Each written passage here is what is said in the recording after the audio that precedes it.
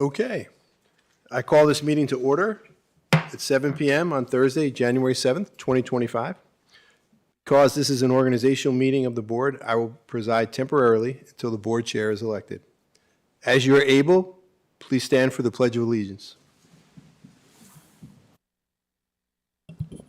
I pledge allegiance to the flag of the United States of America and to the republic for which it stands, one nation, under God, indivisible, with liberty and justice for all. Thank you, everyone, for being here tonight. Do I have a motion to adopt the agenda? Motion is made. Second. Second is made. Any discussion? Ms. Osborne, will you call the roll? Ms. Bond? Yes. Ms. Franklin? Yes. Dr. Gitchery? Yes. Ms. Parton? Yes. Ms. Brazil? Yes. Dr. Roundtree? Yes. Mr. Hudson? Yes. 7 in favor. All right, motion carries. Our next order of business is the election of the board chair. Anyone on the board may nominate another board member. A nomination does not require a second. Once nominations are complete, we will vote on each nominee in the order of their nomination. Do I have a nomination for the chair of the Montgomery County School Board? Dr. Bragg and I nominate Linwood Hudson. We have a nomination for Linwood Hudson. Any other nominations?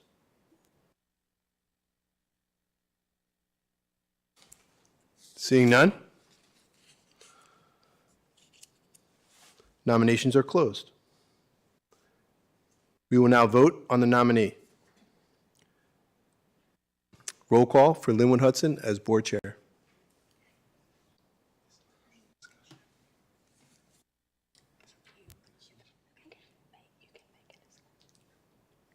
Ms. Bond? Yes. Ms. Franklin? No. Dr. Gitchery? No. Ms. Parton? Yes. Purcell? Yes. Dr. Roundtree? Yes. Mr. Hudson, do you vote for yourself? Yes. 5 in favor, 2 opposed. The motion carries, and Linwood Hudson is elected chair of the Montgomery County School Board for 2025.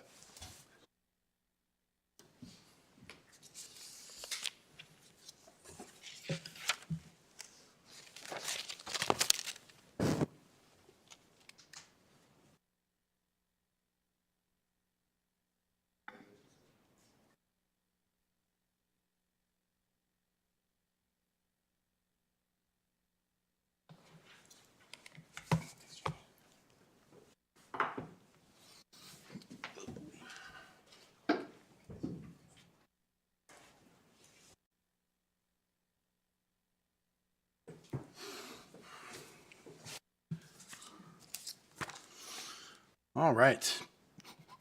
Thank you, everyone. Back in the hot seat.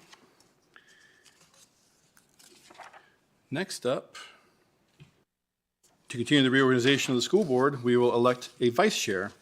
As with the election of board chair, anyone on the board may nominate another board member. A nomination does not require a second. Once nominations are complete, we will vote on each nominee in the order of their nomination. Do I have a nomination for the vice chair of the Montgomery County School Board? I'd like to nominate Laura Purcell. Okay, we have a nomination for Laura Purcell as vice chair. Are there any other nominations?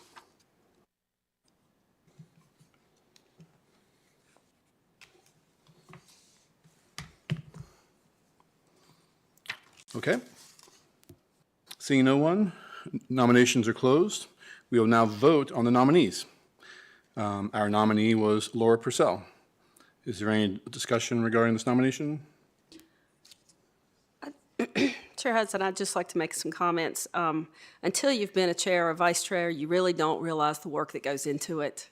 And, last year being vice chair, and that is really nothing compared to what chair does. And it was a lot, just going to the meetings and going to the joint meetings. And even though I enjoyed them all, it was a lot, especially when you're working full-time and trying to manage your home life as well. So I definitely applaud you being willing to do it again. None of us are perfect. None of us do this job perfect. I thought I wanted it last year, and after I got into Vice and saw what you had to do, he can tell you I was just absolutely like, oh my gosh, I'm so sorry. Thank you for doing it. I don't want any of it. It's a lot of thankless hours and a lot of work, and I appreciate you being willing to do it. And however the vote goes next, whoever gets vice chair, I appreciate what they're willing to do too, because it's not easy. Can I just add? I appreciate you, Linwood, offering to remain as chair. As you know, we talked about, you and I talked about leadership. Last year, one of the discussions we had was about the practice of having broad representation in leadership. And I think that that's a good practice. I don't think it's a hard and fast rule, but should be taken into consideration. And I wasn't really asked for my opinion about that, and so that's one of the reasons why I voted the way that I did. But I do appreciate and support you as chair. And so in terms of vice chair, usually it's the practice of board members to reach out to other board members when they want to run for leadership. I know, Laura, we had a very brief conversation before there was the agreement between you and Linwood. So I kind of expected, especially after Linwood urged you to reach out to me with a phone call, that never happened. And I think it's important, if you're in leadership, to be able to pick up the phone, even with people you might not like or agree with on policy or politics. I think it's just a good practice. And so for that reason, I'll be voting no, unfortunately.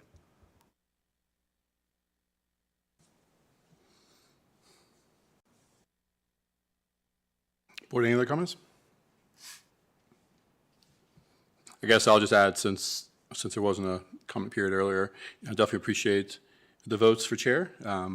Certainly it was a lot of work last year, and but I really enjoyed the time to work with all of you, and I appreciate your support and the opportunity to continue to work with you as your chair.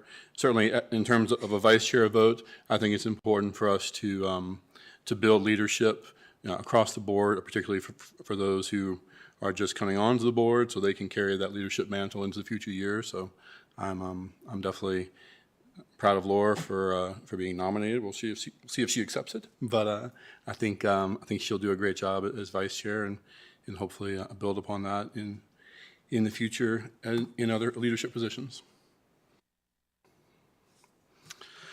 All right, if there's no other discussion, Ms. Osborne, please call the roll. Ms. Bond? Yes. Ms. Franklin? Yes. Dr. Gitchery? No?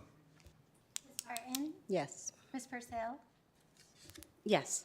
Dr. Roundtree? Yes. Mr. Hudson? Yes. 6 in favor, 1 opposed. Motion carries. All right. Next up is the appointment of clerk. Do I have a motion to appoint Tosh Osborne as clerk of the board? So moved. Second. Dr. Guthrie and Ms. Bond, any discussion?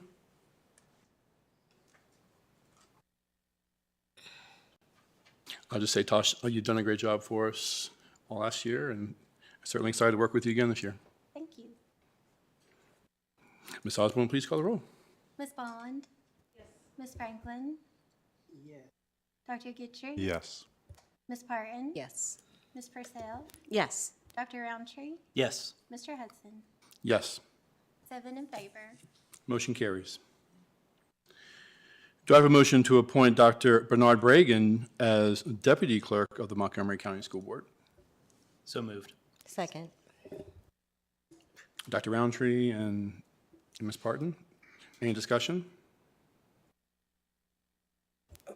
So, in the past, this position of deputy clerk has gone to another staff person. And I just think it's a bit much to ask the superintendent to be the superintendent and the deputy clerk of the board.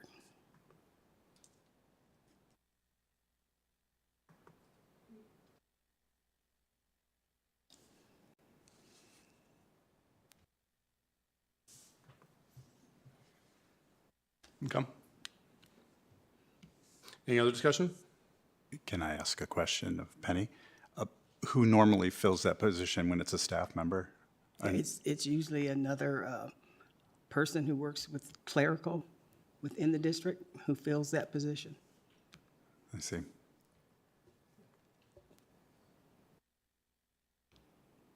And I know when I first arrived, we had a kind of a deputy position in the communication office, and she had served in that role and would often be at the meetings too.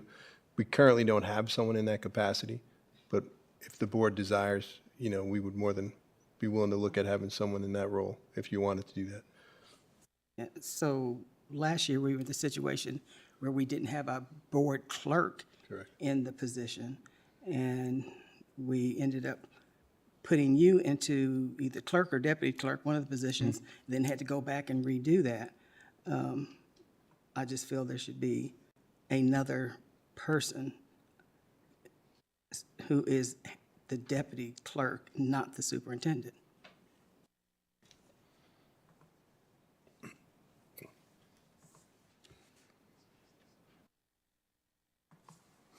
Okay. Appreciate that comment. I guess we have a motion and a vote. We'll take the vote and see where we land, and if we need to revisit, we can.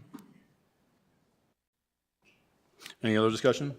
Can I just ask one other question? Bernie, are you comfortable doing it, or would you rather that somebody else fill that position? Totally fine doing it on an as-needed basis, right? I don't anticipate doing it regularly, but when Ms. Osborne is out for whatever reason, I feel I'm definitely capable to do that. Okay. Ms. Osborne, please call the roll. Ms. Bond, Yes. Ms. Franklin, No. Dr. Gitchery, Yes. Ms. Parton, Yes. Ms. Purcell, Yes. Dr. Roundtree, Yes. Mr. Hudson.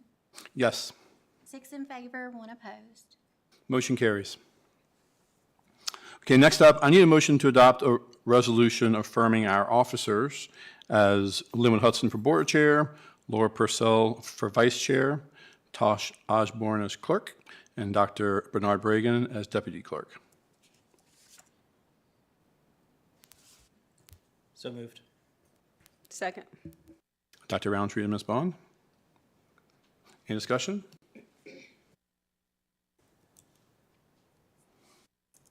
Ms. Osborne, please call the roll.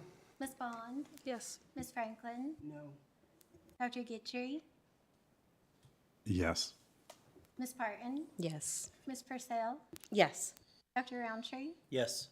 Mr. Hudson. Yes. 6 in favor, 1 opposed. Motion carries.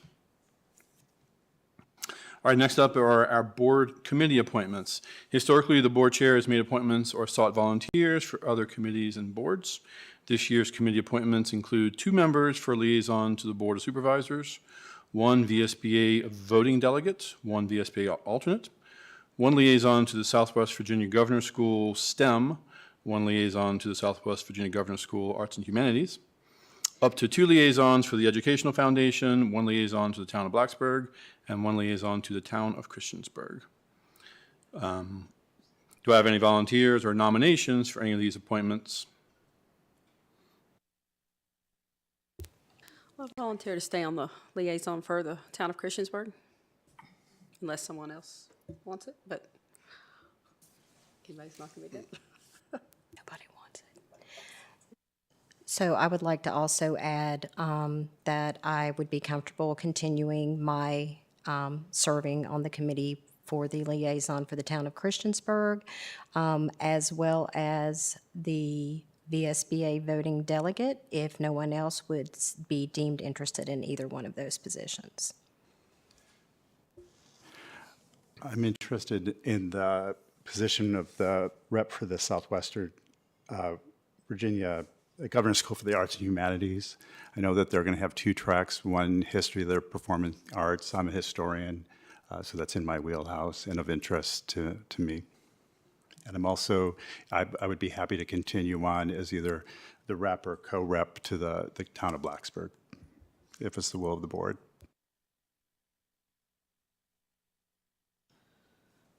I'm interested in staying on as the Montgomery County Educational Foundation rep, as well as the alternate for VSBA.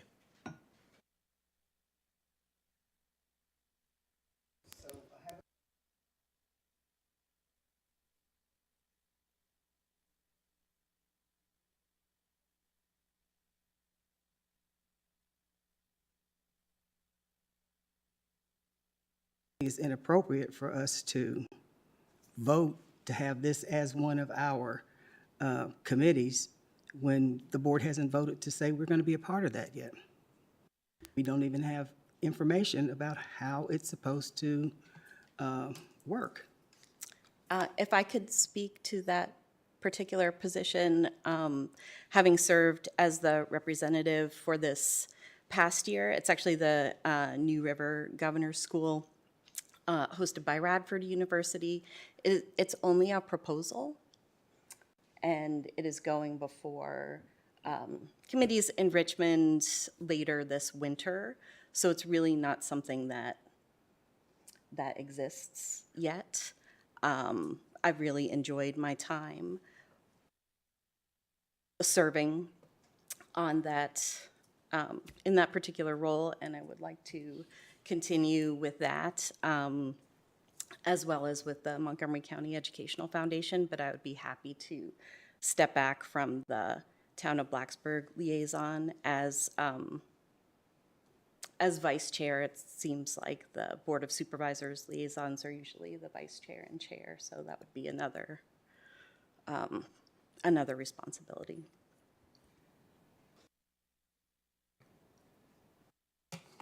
So I'm still in opposition of having that position when we have not even voted to participate with that. It was just announced to us that you were going to be the liaison to that development, and the board didn't have any knowledge of that.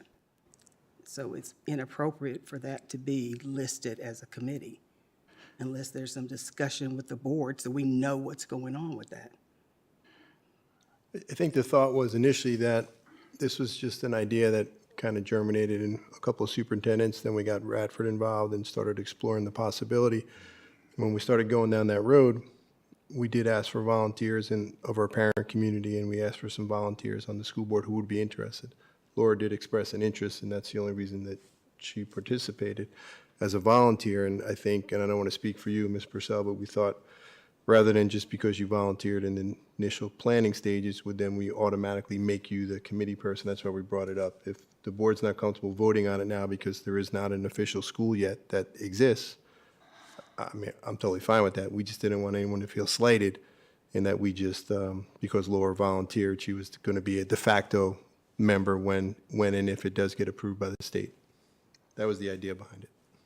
So when the first governor's school was being conceived, it came before the board so that the board could decide whether we wanted to be a part of that, even through the development of it.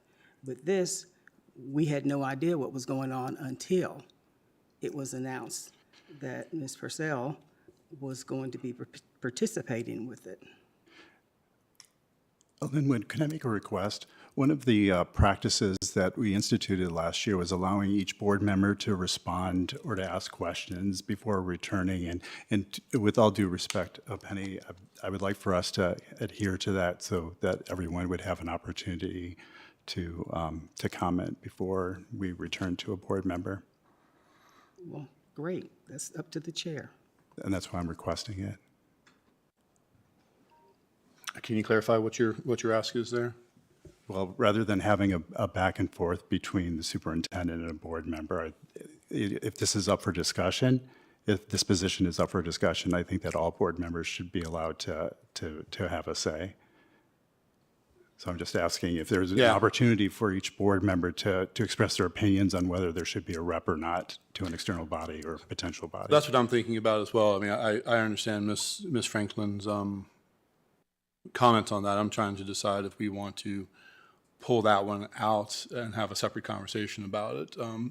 So we can, as a board, learn more about the current state of that and vote whether we want to pursue that period before we actually nominate a representative for it. I don't think, with our current agenda, I don't think it necessarily allows us to vote to be a part of that or not and vote for a representative, right? Does that seem like a fair compromise across the board? When would be the next meeting that we would be expected to be at? Could we get this on the agenda for our meeting in 2 weeks, have that conversation? Okay. Okay, okay. So if it's the will of the board, I would recommend that we pull that one out of the list of the ones that we're going to vote for tonight, put it on an agenda to actually discuss our involvement in it, to Ms. Franklin's concern, have all the conversation we need to have, vote whether or not we want to be a part of it, and then vote on our representation if we choose to move forward. I'd appreciate that. And I'll just say, I don't have any recollection of being asked if I would like to volunteer. I was just told afterward that a board member had volunteered and an arrangement had been made. And it's my feeling that if the school board is being represented in another body, that it should be the will of the board that decides or affirms who should represent the school board rather than some arrangement that's been made. Thank you. Okay? So then, Ms. Franklin, does that alleviate your concerns? Yes. Okay, great. Okay, so we still have the Southwest Virginia Governor School STEM, which I have been the representative of. I'm happy to continue to do that, but that's another opportunity for someone who wants to get involved in the Governor School. And then up to 2 liaisons for the Educational Foundation as well, which Derek has volunteered for one, so. Did you do the other one as well?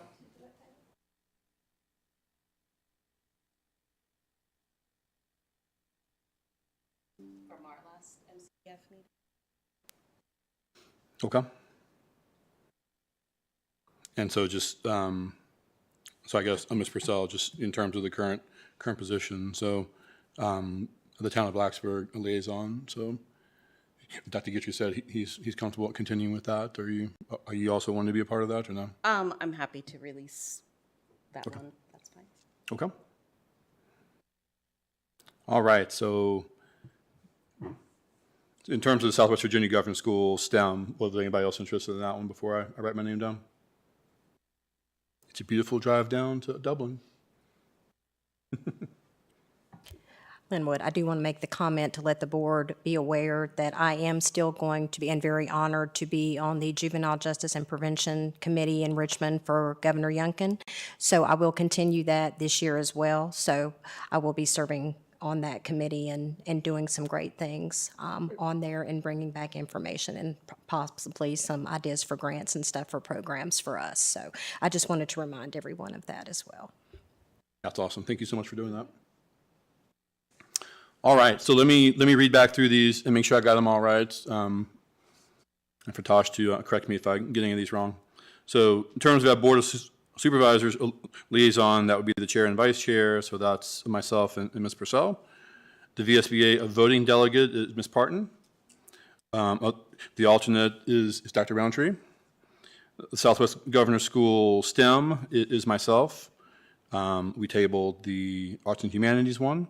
The MCEF is Dr. Roundtree and Ms. Purcell.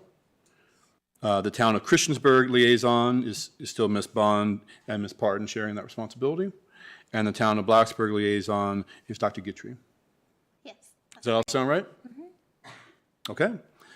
Do I have a motion to approve the committee appointments? So moved. Ms. Bond and Ms. Franklin? Any other discussion? Ms. Osborne, please call the roll. Ms. Bond? Yes. Ms. Franklin? Yes. Dr. Gitry? Yes. Ms. Parton? Yes. Ms. Purcell? Yes. Dr. Roundtree? Yes. Mr. Hudson? Yes. 7 in favor. Motion carries. As a part of the annual reorganization, I need a motion to approve the resolution appointing an agent and deputy agent and approving the attached resolution as presented, providing them with authorization to sign claims without the board chair or vice chair being present. So moved. Second. Dr. Roundtree and Ms. Bond, any discussion? Ms. Osborne, please call the roll. Ms. Bond? Yes. Ms. Franklin? No. Dr. Gitcher? Yes. Ms. Parton? Yes. Ms. Purcell? Yes. Roundtree? Yes. Mr. Hudson? Yes. 6 in favor, 1 opposed. Motion carries. Next up is the appointment of superintendent designees. Situations may occur when the division superintendent is out of the office at a time when his or her signature is needed. On such occasions, persons other than the superintendent may be authorized by the local school board to sign documents. Do I have a motion to appoint the assistant superintendent as the superintendent designee? So moved. Second. Dr. Roundtree and Ms. Parton. Any discussion? Ms. Osborne, please call the roll. Ms. Vaughn? Yes. Ms. Franklin? No. Dr. Gitcher? Yes. Ms. Parton? Yes. Ms. Purcell? Yes. Mr. Roundtree? Yes. Mr. Hudson? Yes. 6 in favor, 1 opposed. Motion carries. All right, our next item is to set the meeting dates, times, and locations for the year. The meeting calendar is provided in board docs. Do I have a motion to approve the 2025 meeting calendar as presented? So moved. Second. Ms. Bond and Dr. Roundtree. Any discussion? Do we want to schedule a retreat? We definitely do. The question would be, does the board want to try to check calendars and get that on our schedule for tonight? I think that'd be a great idea if we could do it. At least a ballpark. I agree.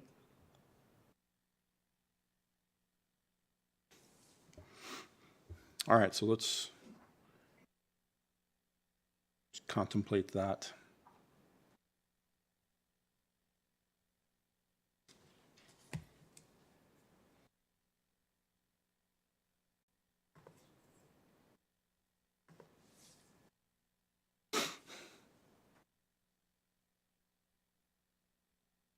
I'd like to avoid spring break if we could.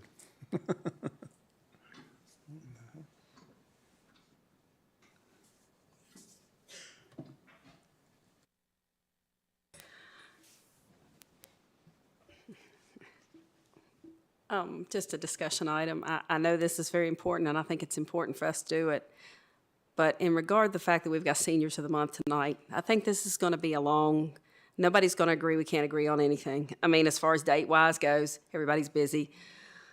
I appreciate we need to have some ideas, but we've got seniors and families waiting, and I think we need to move on and put that on another time, with all due respect.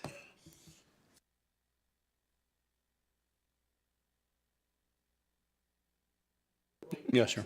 Can we ask the board clerk to perhaps identify several dates that would definitely work for Dr. Bragan and herself, and then we can be polled? Do a poll, yeah.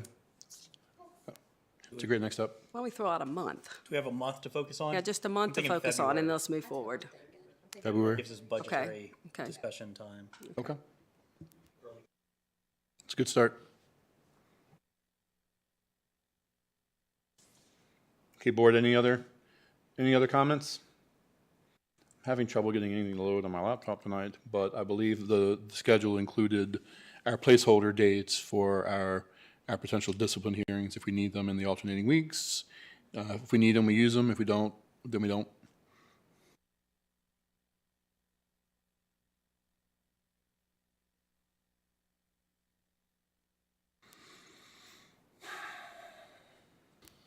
I think that's the plan, if we can accommodate that, so that we won't have added time to the board meetings, but sometimes situations dictate where we may have to, depending on the timing, right? Right. I'm not so in favor of having another meeting if we have 1 or 2 student matters. Quite frankly, we've never had to schedule extra meetings. It was so rare, it just would be never. And now it's become a part of every week. I'd love to not have as many discipline hearings, but Yeah, I'm in agreement with Ms. Franklin. If we have 1 or 2 disciplinary issues, we can handle those before a meeting. When we get up to 3 or 4, then it requires an additional meeting. No. And this gives us that flexibility, right? I mean, all we're really doing is penciling in those dates, right? It also gives Mr. Garrettson, I believe, a little more certainty in terms of when he might expect them. But I mean, I think part of the goal of this was to give us a little more certainty as well, right? So we weren't always having to start before 7. I know for some folks, getting here earlier is not always easy. So if we only did discipline hearings in those alternating weeks, it would be a much more exceptional reason why we might have to do a closed session beforehand, meeting with a lawyer, some other kind of special situation. So I think part of that was meant to address concerns just about the lengths of our meetings, right? Starting so early and ending so late. I just had that one of the reasons why this became an issue is to make sure that we're in compliance with Code of Virginia and how much time can lapse if somebody has disciplinary action.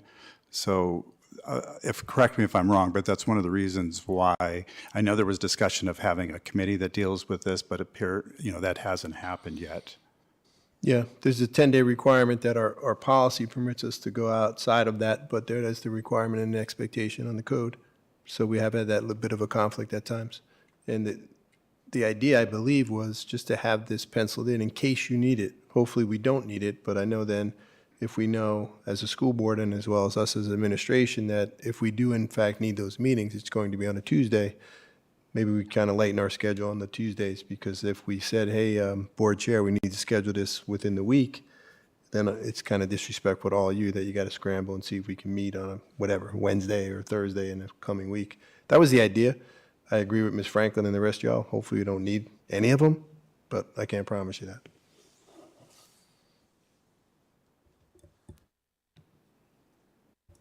I guess one question that I have about this is that I believe according to our own rules as board members, if we were to miss 2 meetings or something like that, that requires like some disciplinary action. And the expectation that we would all be free most every Tuesday of the year is a lot. Yeah, I don't believe there's any kind of rules to that. I thought that there. There's no? nothing. Okay. But it's a state regulation, I believe, and you're allowed to participate in 2 meetings via video or some percentage of total meetings. So this increases our total meetings, and it is specific to scheduled meetings. So if it were not a scheduled meeting, then you could participate in it via video, and it wouldn't count against those 2 or that percentage. Right. But yeah, it's a good point. I mean, again, the intention was really just to be a placeholder, right? It's not a formal called meeting. We don't have to put it on the calendar if we don't want to, if that causes confusion, but, it was more of an internal, let's try to lighten our load on the nights when we know we're meeting and give a little more certainty to those who need to schedule discipline hearings, but. Well, and there's also the point that for a discipline hearing, there doesn't need to be a full board as well. We Right. just need to have a majority. That's right. Yeah. So, again, my concern is, well, let's not get everything together because we still can have it the next week instead of having things pulled together so that we can have it on a regular meeting night.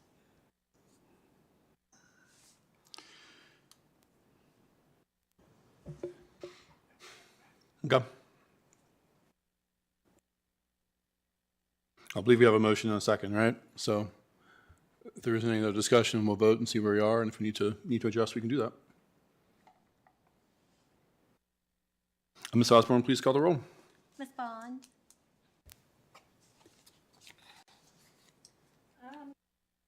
I'm going to vote no. I don't think I realized that it's every Tuesday in the month. I was thinking it was just 1 extra, but there's 2 extra. Ms. Franklin? No. Dr. Gitcher? I don't want to, but yes. Ms. Barton? So Before I vote, I want to make sure that I'm clear, because this has been said as a meeting, scheduled meeting, but not really a scheduled meeting because it's penciled in. But if it's on the calendar, if we actually have it written on the calendar if needed, is that technically looked at as a set meeting if it states if needed? Because then none of what was being said would apply to that. My concern.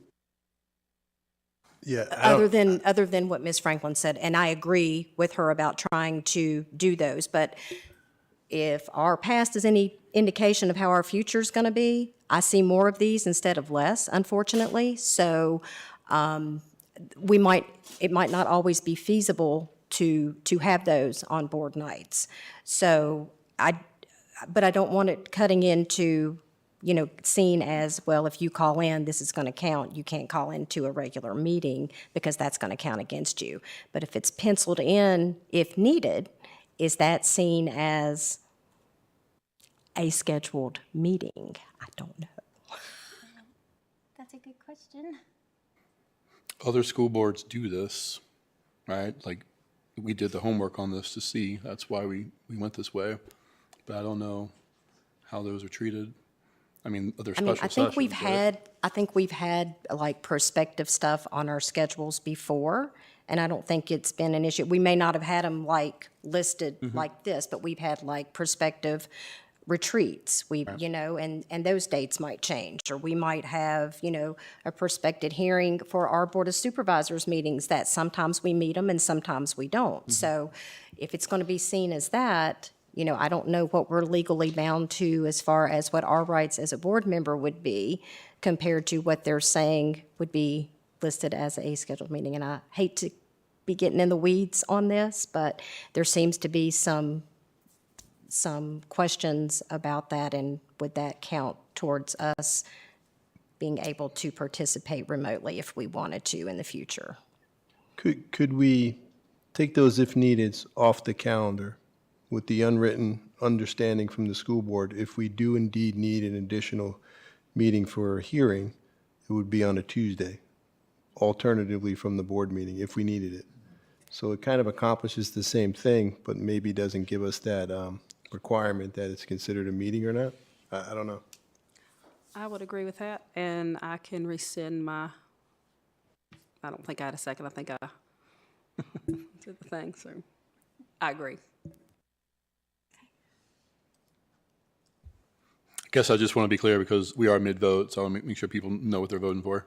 Are you proposing that we remove them from the calendar, in which case we actually need to modify the calendar? Or are we just coloring them differently so that we know the difference? Because when I look at this calendar, it's all colored the same way, right? So there's not much of a differentiation. I was just trying to come to a middle ground. Yeah. I think if we remove them from the calendar with the understanding that if there's a need for an additional meeting, really for any reason, if it's a disciplinary hearing or something pops up that the board, that we would do it on one of those alternate Tuesdays so that we kind of in our mind have the idea that we're not going to schedule heavy on Tuesdays. Just a thought. Okay, well, so if that's what we want to do, then I think we need to vote this calendar down, because that's not what this calendar says. And then we'll vote on that change. Is that, everybody in agreement with that? I mean, I think you can end the motion now. if you want, but Yeah, right. let's vote it down and then. Yeah, we are revote already it. mid-vote at this point, Yep. so, okay. All right, so I don't even know who the last one was voting. It was on Dana. Okay. Yeah, you did. Yeah. So you want to vote, So just so there's no animosity with people not knowing what they can and can't do, I will vote against the calendar with it having removed and having us have that in the back of our mind that we will have those meetings on those days. go. Ms. Purcell? No? I think we're voting no? Dr. Roundtree? No. Mr. Hudson? No. 1 in favor, 6 opposed. Okay. So do I have a motion to approve an amended calendar, which treats those alternative Tuesdays as placeholders, but they're not officially on the calendar. They're there if we need them. We would anticipate So the moved. administration, yeah, all that. Second. Okay, any other discussion? I agree with this, because it's just, pretty soon we'll have more days on there that we're gonna hold these for this and hold these for that instead of taking care of business the way we should. But as an alternative at this point, I'll go along with it. Okay. Ms. Osborne, please call the roll. Ms. Bond? Yes. Ms. Franklin? Yes. Dr. Gidget? Yes. Ms. Parton? Yes. Ms. Purcell? Yes. Dr. Roundtree? Yes. Mr. Hudson? Yes. 7 in favor. Motion carries. Next up is the adoption of the hiring practices resolution. The hiring practices resolution has been adopted annually since 1992. Do I have a motion to reaffirm the hiring practices resolution? So moved. Second. Dr. Roundtree and Ms. Purcell. Any discussion?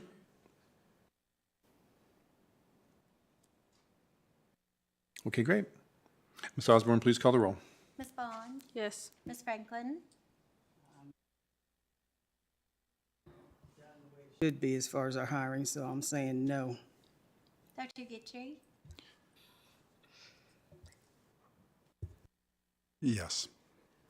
Ms. Parton? Yes. Ms. Purcell? Yes. Dr. Roundtree? Yes. Mr. Hudson? Yes. 6 in favor, 1 opposed. Motion carries. Annually, the school board revisits the board procedure, standards of conduct, and code of ethics, as noted in policy 1-1.6 and 1-1.7. Do I have a motion to reaffirm this policy? So moved. Second. Dr. Roundtree and Ms. Bond, any discussion?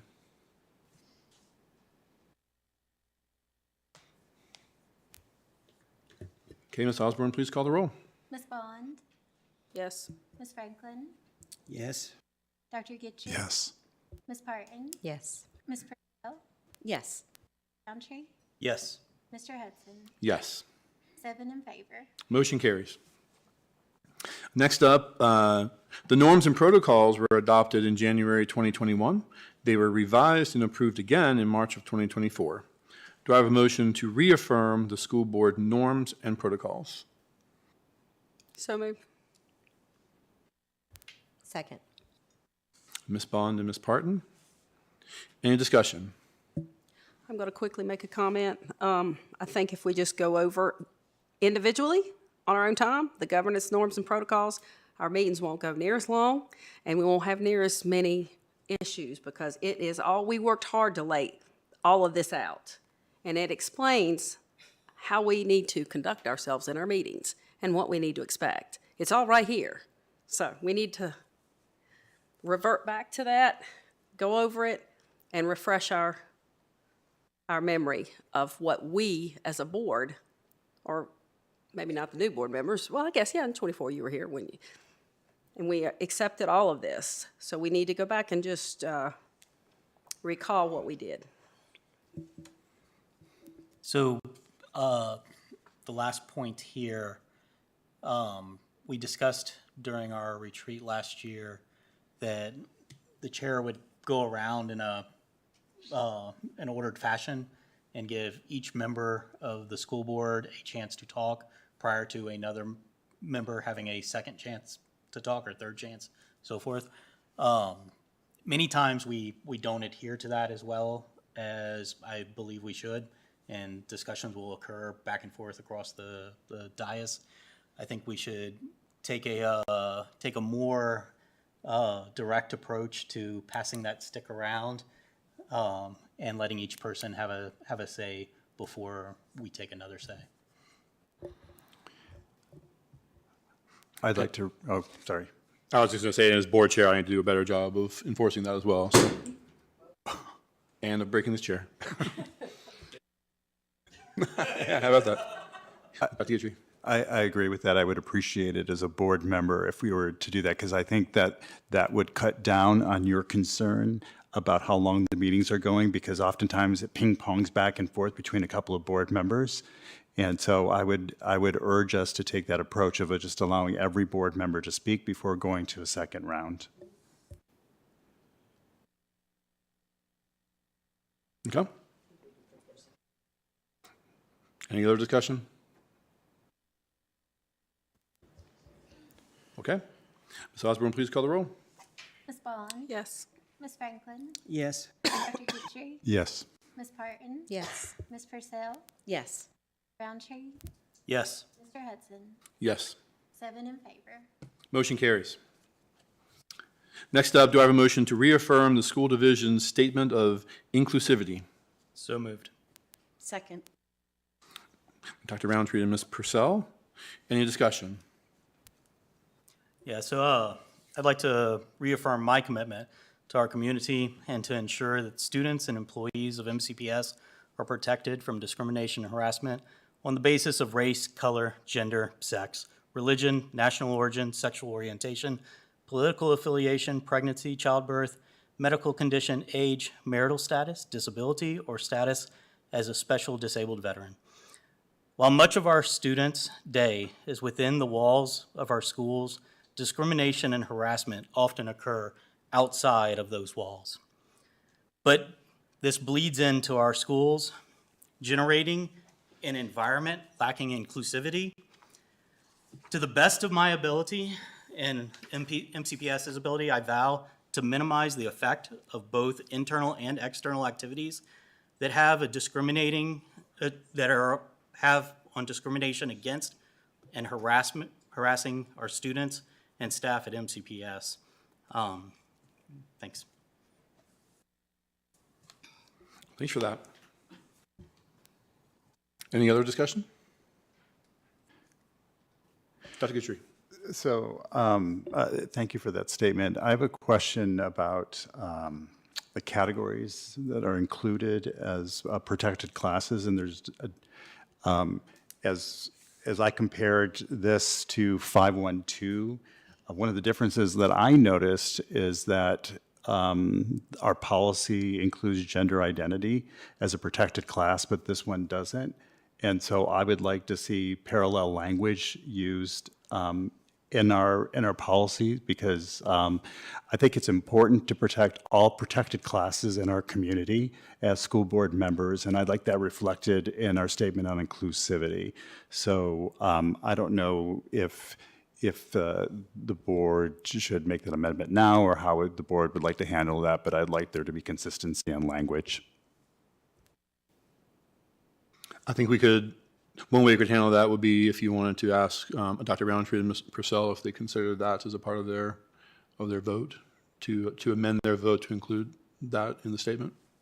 I move to include gender identity in the statement of inclusivity. Second. Friendly amendment. Okay, great. Thank you for that. Any other discussion? So there is gender that is in here. And I feel like that's a blanket, the same with some of the other things as far as disabilities. We don't list all of them, so why do we feel like we have to start?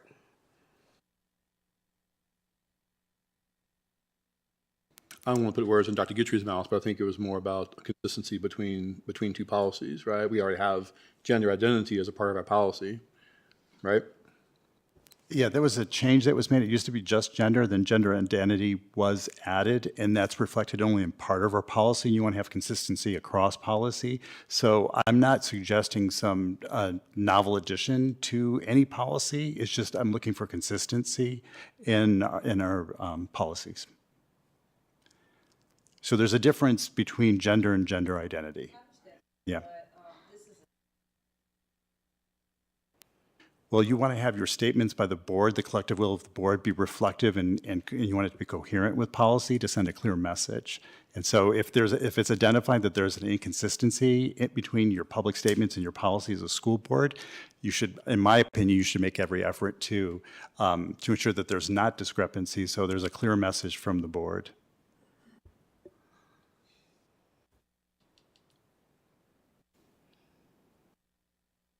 So for instance, if this didn't include something like national origin, for instance, and our other statements did, you would want that to be consistent, right? I mean, that's a fair ask. Correct, and I think in our particular political environment, that if this is our policy, that we recognize gender identity as a protected class, that there shouldn't be opposition unless the will of the board is to change on that. But unless that's the suggestion being made here, I don't think that's the suggestion being made, that we're eliminating that from a protected class. But there shouldn't be any resistance to, I feel like if that is a protected class, to affirm it across our public statements and policy. And as I understand it, we're also just literally being accurate for the language that is in 5-1.2, reflecting it in this, which is important. Okay, board, any other discussion? Okay, great. Ms. Osborne, please call the roll. Ms. Bond, Yes. Ms. Franklin, Yes. Dr. Gitcher, Yes. Ms. Parton, Yes. Ms. Purcell, Yes. Roundtree, Yes. Mr. Hudson. Yes. 7 in favor. Motion carries. Do I have a motion to approve a resolution granting authority to the division superintendent to authorize settlements of claims against the school board? So moved. Second. Dr. Roundtree and Ms. Parton, any discussion? Ms. Osborne, please call the roll. Ms. Bond, Yes. Ms. Franklin, Yes. Dr. Gitcher, Yes. Ms. Parton, Yes. Ms. Purcell, Yes. Dr. Roundtree, Yes. Mr. Hudson. Yes. 7 in favor. Motion carries. And lastly, the MCPS policy manual is available on the MCPS website at www.mcps.org. Printed copies are also available to citizens as needed by contacting the clerk of the board. All right. Well, thank you, everyone, for allowing us to go through our organizational portion of our meeting tonight. I know that was a lot to listen to, but we are finally up to our honors, awards, and recognitions. Our student representatives tonight are Asia McCone from Eastern Montgomery High School and Disha Atalaja from Christiansburg High School. Will you please read our mission and belief statements? MCPS is an innovative educational community. We value diversity and we are committed to equity and inclusion. MCPS empowers learners to realize success in an ever-changing global society through collaboration with communities, families, staff, and students. MCPS provides a safe, engaging learning environment and intentional exposure to positive social, emotional, and academic experiences. All students can learn in order to pursue their dreams. Schools are safe places of joy, wonder, and creativity. Every person deserves to be loved, valued, and respected. Kindness is an essential skill of a responsible, productive community member. The diversity of our community is one of our greatest strengths. All people deserve equitable access to opportunities and resources.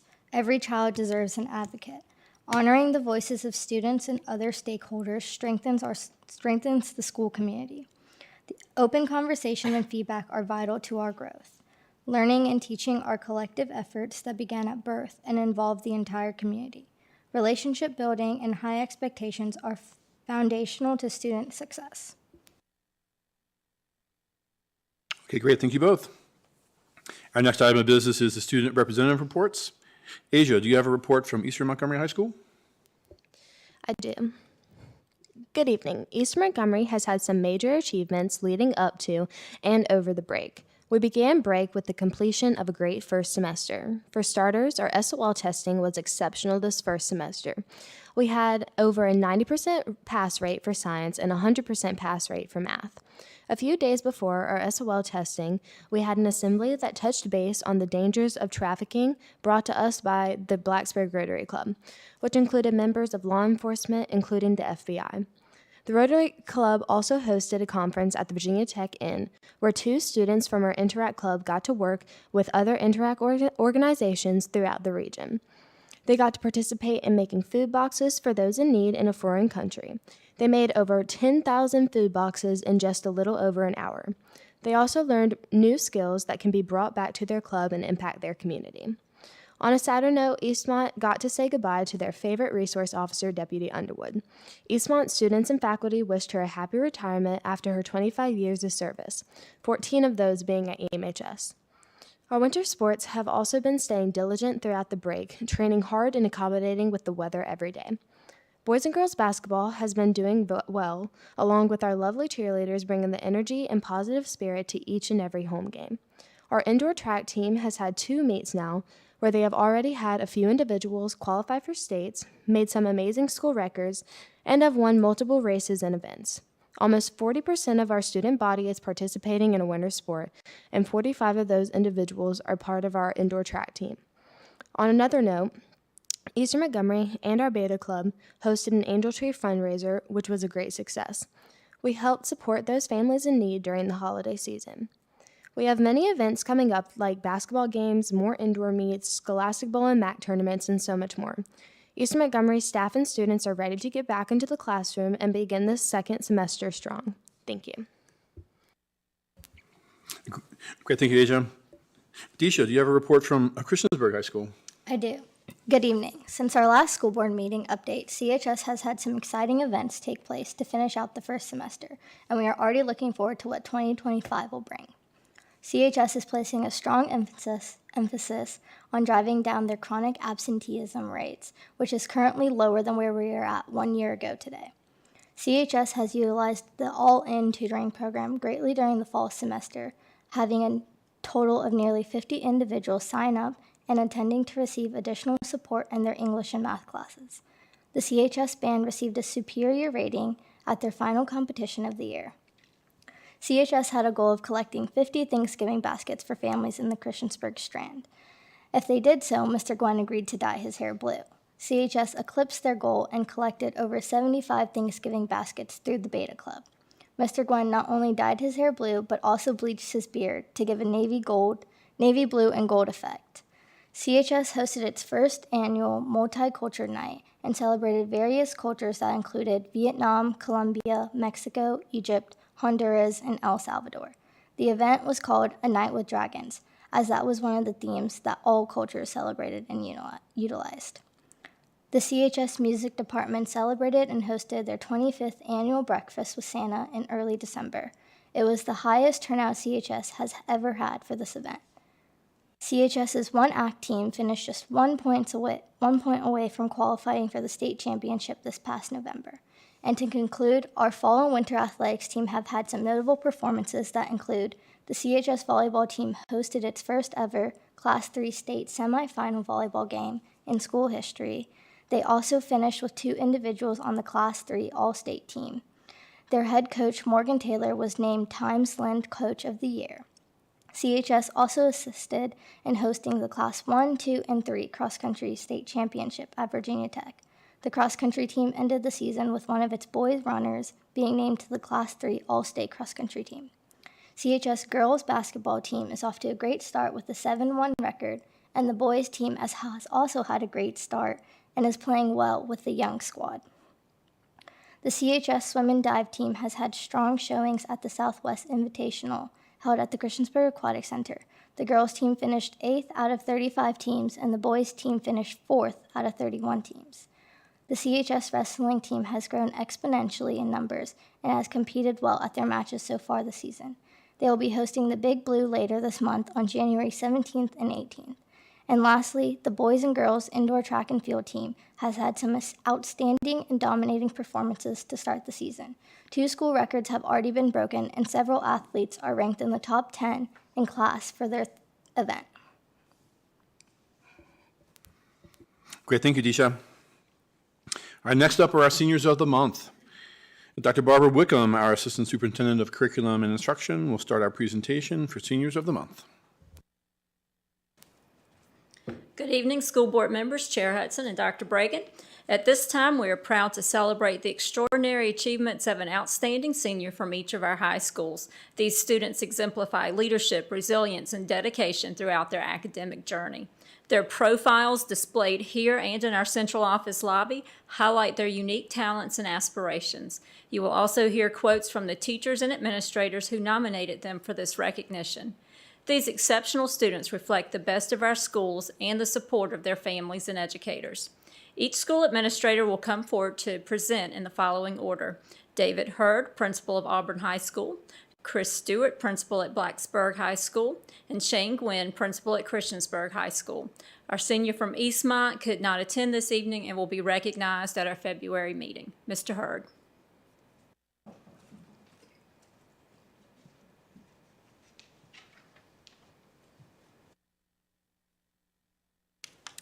Good evening, Chair Good evening, Chair. Excuse me, I'm choked up. Good evening, Chair Hudson, members of the board, Dr. Bragan, Ms. Osborne. The January Senior of the Month for Auburn High School is Natalie Aguilar Laura. If I could ask her and her family to join me at the podium.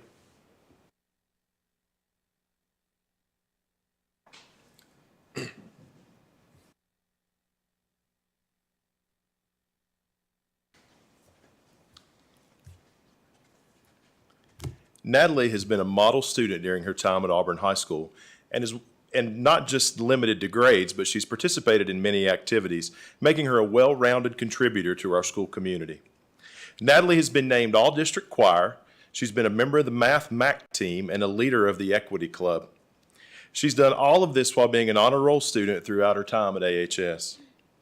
One of Natalie's teachers said of her, "Natalie is an exceptional student in every way. She's hardworking, responsible, engaged, and always willing to help. She is kind and considerate of her peers and is an absolute joy to have in class. I've loved watching Natalie grow and blossom into a more confident and determined person, and I can't wait to see what she has in store for us in the future." Upon graduation, Natalie plans to attend Radford University, where I'm sure she will continue to represent MCPS and Auburn High School well at that institution. Congratulations, Natalie.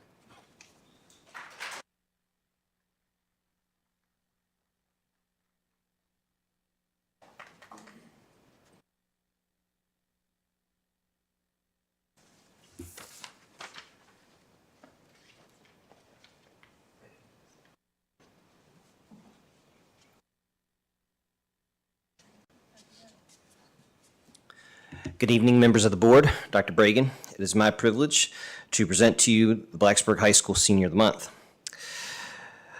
Tonight, I'd like to recognize Thomas Repaz as the January Senior of the Month at Blacksburg High School. I'd like to invite Thomas and his family to come up and join, please.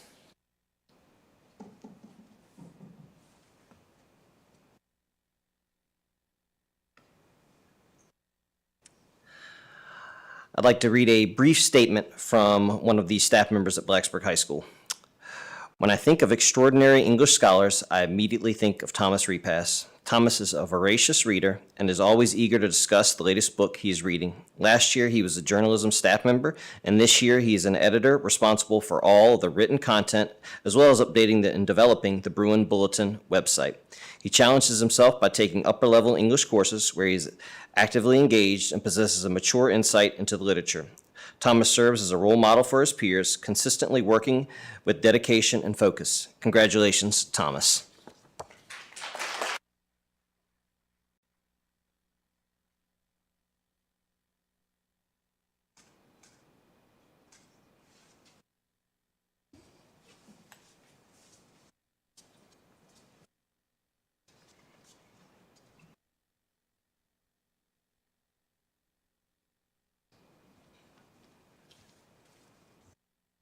Good evening, members of the board, Dr. Bragan, and student representatives. It is my pleasure to introduce our December Senior of the Month for Christiansburg High School as Miss Gracie Connor. Gracie, could you come up with your family, please? Sorry, we're doing two seniors tonight because ours couldn't be here in December. When asking one of her teachers to describe Gracie, they said, "Gracie is an outstanding student with an infectiously positive personality. She is the most conscientious student athlete I've ever coached and serves as an extension of our coaching staff for the team. More important than those aspects, though, is Gracie's empathy toward all of her teammates and classmates. Gracie has successfully balanced a demanding extracurricular schedule while excelling in advanced courses. As the president of the Key Club and an active member of the Beta Club at CHS, she dedicates significant time to volunteer in work and community service on a regular basis. I've watched Gracie grow into a strong and driven student who embodies the 3 core values of CHS: respectful, responsible, and connected. Gracie not only shines through her academics with her impressive work ethic and outstanding GPA, but also her kind heart and willingness to help others speaks volumes to who she is as a person. She is always the first student to step up when it comes to helping her peers, volunteering for community service, or serving as a committee representative. I know that Gracie will change the world. Gracie plans to attend a 4-year university and then obtain her master's degree after graduation. Congratulations, Gracie.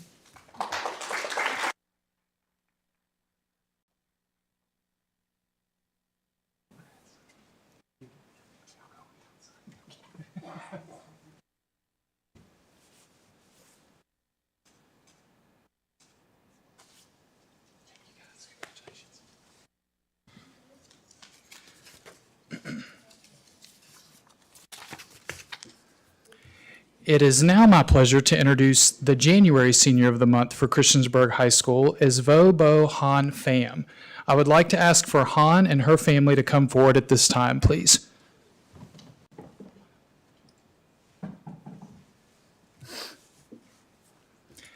When asking one of her teachers to describe Han, they said, "What many individuals may not understand about Han is that she is an individual who entered Christiansburg High School in February 2023 from Vietnam with no experience or immersion in the American culture or English language. Despite this huge obstacle as a 17-year-old student, Han did not allow this to affect or deter her from her path. She took on every opportunity to learn, grow, and overcome the insurmountable obstacle in front of her. Han goes above and beyond to help others in any way she can. Whether she is showing a new student around the school or helping decorate for Multicultural Night, Han gives more than 100% to the task at hand. She meets unkindness with grace and dignity and meets any obstacle with determination and positivity. Academically, she excels in spite of, or perhaps because of, being an English learner, as she is determined to succeed and show others that they can too. As we met to discuss her award for tonight, she expressed such humbleness and grace, with her biggest worry being, will I have to speak to everyone? So it is with great pleasure and pride to announce Han as our January Senior of the Month. Han plans to attend NRCC using the ACE scholarship and then transfer to Virginia Tech to study business. Congratulations, Han.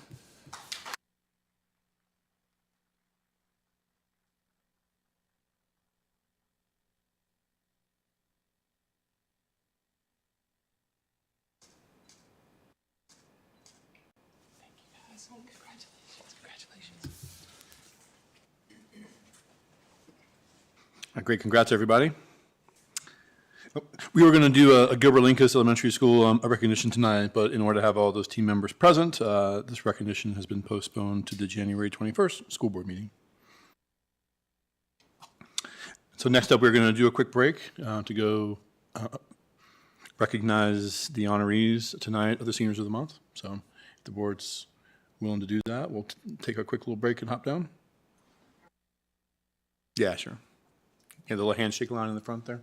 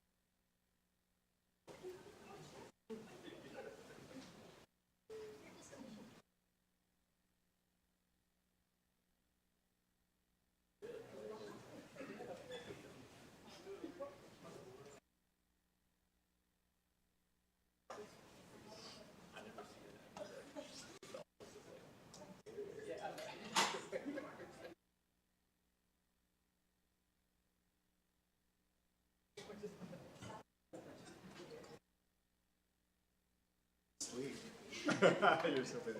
Congratulations. And you too, my goodness. These are so busy. Congratulations. Congratulations. Hey, congratulations. Great job. Congratulations. Great job. Congratulations. Great job. Congratulations.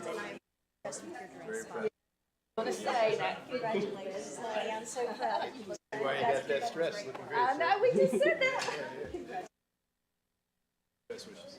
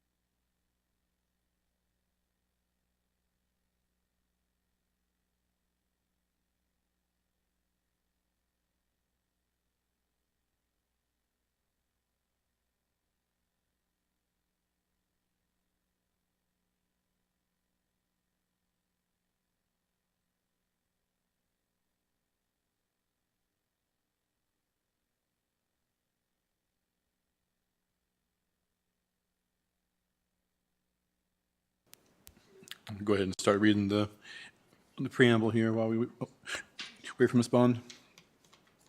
Our next agenda item is public address. We welcome the opportunity to hear from students, parents, employees, and community members about education matters in this community. As a reminder, the board sets aside 30 minutes to start our public address. We have the option to extend in 30-minute increments, which Ms. Osborne will remind us of. If there are additional speakers after 90 minutes, the board will continue with their business meeting and hold one additional 30-minute session at the end of the business meeting. The clock continues through applause and disruptions. The more disruptions there are, the fewer speakers who get to address the board. I'll call each speaker up by name in the order that they signed up. Each speaker will have 3 minutes to address the board. The board does not respond to speakers during public address. Screens will show when the speaker has 30 seconds remaining and when the time is up. Please state your name and the area of the county you live in.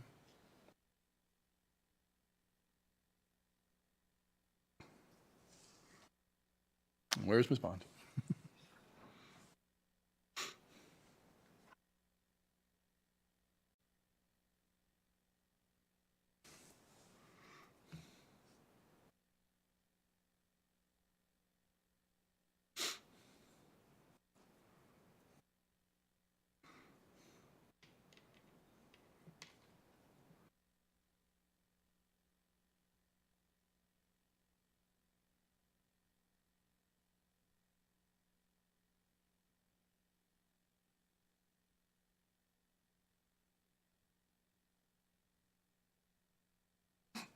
Shall I go ahead? Okay. All right. Our first speaker is Danielle Thompson, followed by Christopher King.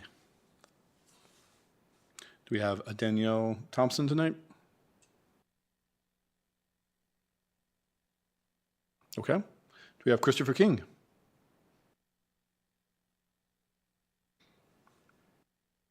All right. So I read all that. It's cool. All right.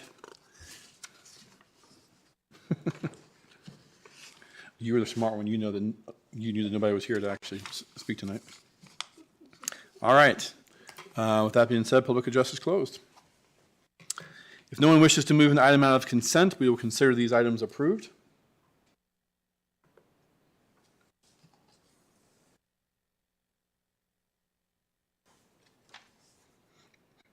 Okay, great.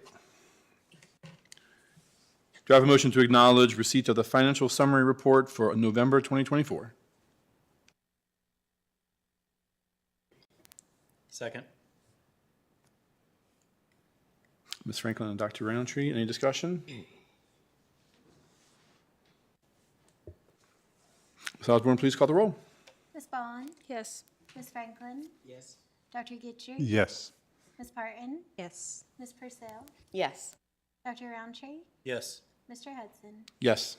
7 in favor. Motion carries. Do I have a motion to approve the payment of bills as presented? So moved. Second. Ms. Bond and Dr. Roundtree, any discussion? Ms. Osborne, please call the roll. Ms. Bond? Yes. Ms. Franklin? Yes. Dr. Gitcher? Yes.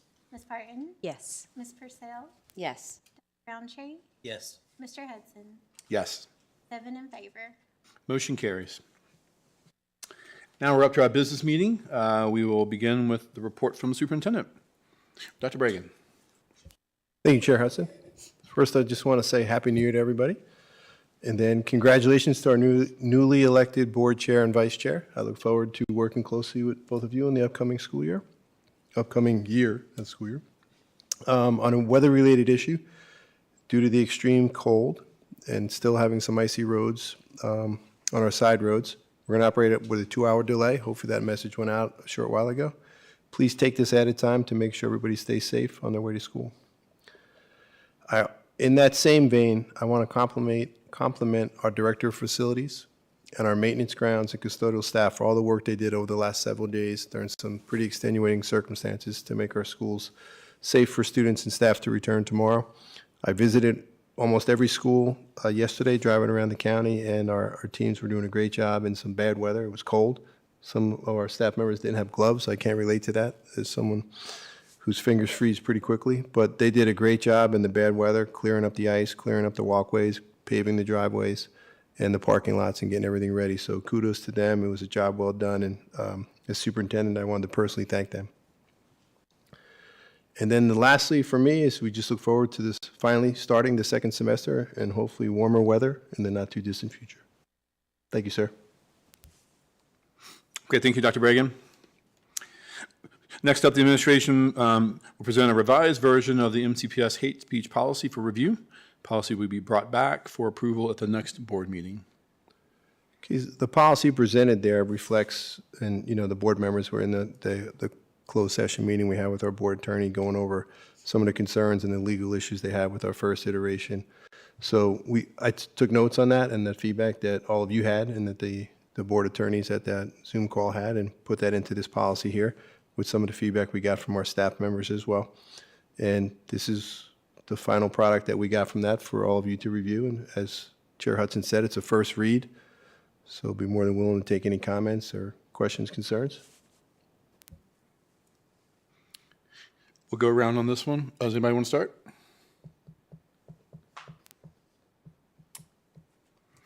Ms. Purcell? Thank you for your ongoing work on this, Dr. Bragan. I'm really excited that this is something that it's been worked on diligently for several months. I appreciate Ms. Franklin's initiation of it, and I think it will help reaffirm some of the commitment that we have to inclusivity that we discussed earlier in this meeting. I do have one concern in the definition with the text that's in the parentheses. When we were consulting with the attorney, kind of had a back and forth about using specifics, like having an exhaustive list of particular words and things like that. And I would suggest striking that information that is in the parentheses. I think that the definition is sufficient to cover what it needs to. So that would be my, an edit that I would suggest. I'll move on to someone else. Dr. Roundtree? Yeah, so I agree. My understanding from the attorneys and also at the Virginia School Board Association meeting, sitting in on a hate speech section there, is that having a list of terms is ill-advised due to the fact that it is not, it doesn't take care, or it doesn't cover all terms, and therefore people can think that those are the terms that are specific to the policy. Additionally,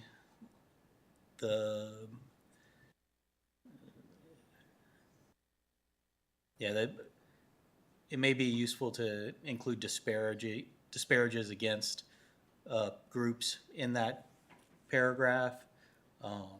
Not necessarily just threatens, abuses, bullies, but also derogatory statements that are disparaging towards a specific group.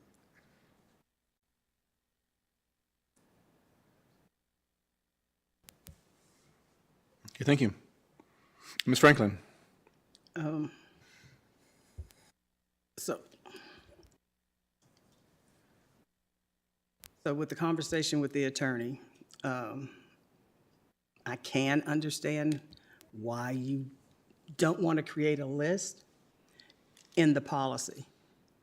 But during education that we do around hate speech, folks need to know exactly what we're talking about.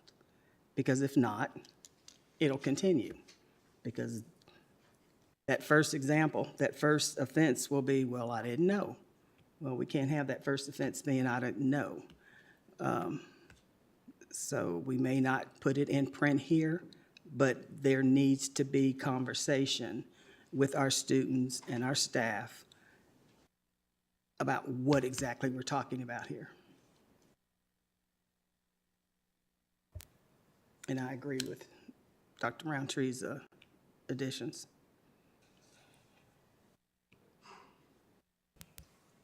Okay, thank you, Ms. Franklin. Well, Dr. Guthrie. I also want to thank the administration for the work on this.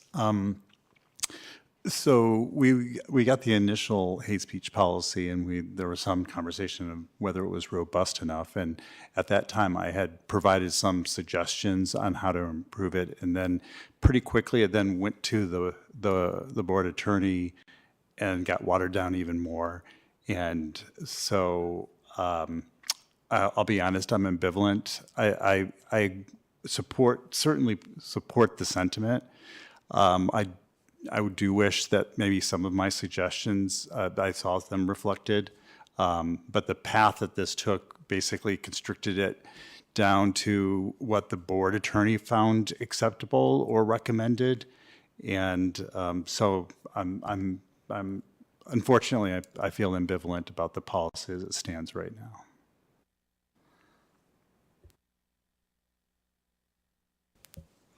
Ms. Barton. So where this policy is concerned, as well as all of our other policies, a policy is only good if acted upon. We can have words written down on any policy, and that's good and fine. But unless we act upon it and it's administrated and things are done about it, it doesn't really matter. So a couple of things that I had made a couple notes about in this one particular, and this is just solely my opinion. I think the definition should read that it is intended to threaten, abuse, etc. I don't think it's actually stated is intended to. I think it's listed as something other than that nature. That's just something that I think should be looked at. Another thing, I think the board as a whole, we had talked about, I don't know if we technically all agreed on it, but I know there were several in favor, and it kind of coincides with what Ms. Franklin is saying, is that if we're going to have a policy, we need to be direct and let them know exactly what we mean and be specific, so there's no room for any, well, I didn't realize or I didn't know and that type of thing. I think there was some conversation around the fact that if there were to be false accusations made or a report made, that there would be some type of consequence to that. I don't see anything of a false accusation listed in here. I can see that possibly happening. So there should be, in my opinion, if that is deemed to be true, I think there should be consequences for technically that's considered breaking a policy to me in the sense that, it was false.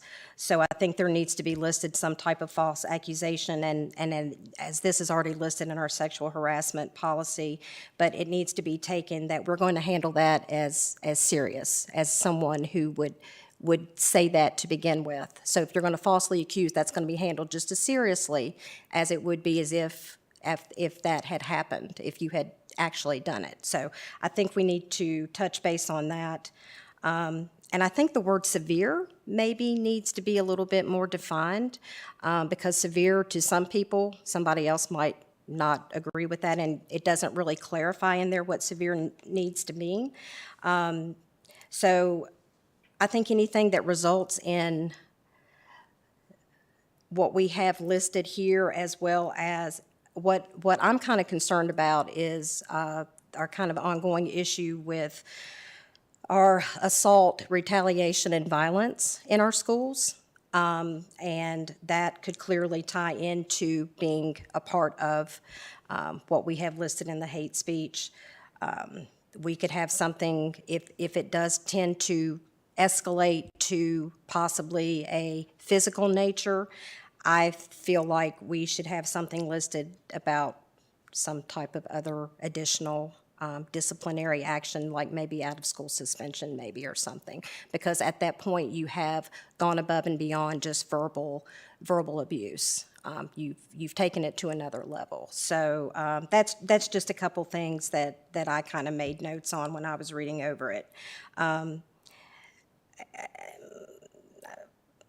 for the employees to know that it should be stated that not only it will be investigated, but discipline action will be taken by MCPS.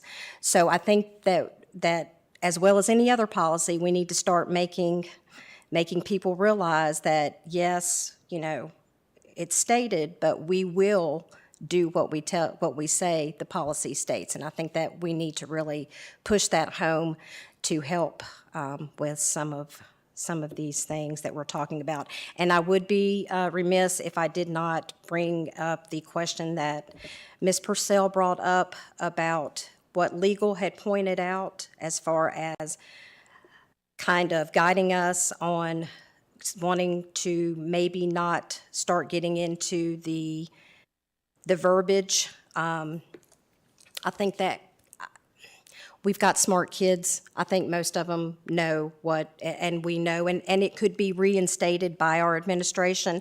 I just don't know if we need to start, here again, listing things, because there's always going to be something that we're going to forget and be left off.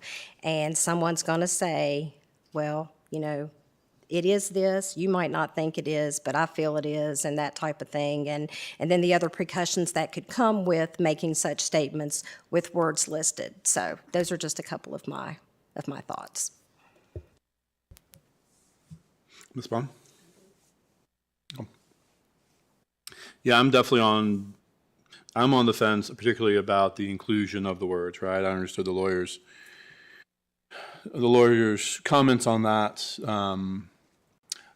I like, if we're going to do it, doing it in the form that you have it, where it's examples. It's not meant to be exhaustive, but there are certain things that we know we're trying to eliminate here, right? And so I think I share the same concern Ms. Franklin does. If you take these things out, then all of a sudden it starts becoming subjective, right? Well, I didn't know that was a bad word. I didn't know that it was threatening or abusive or bullying.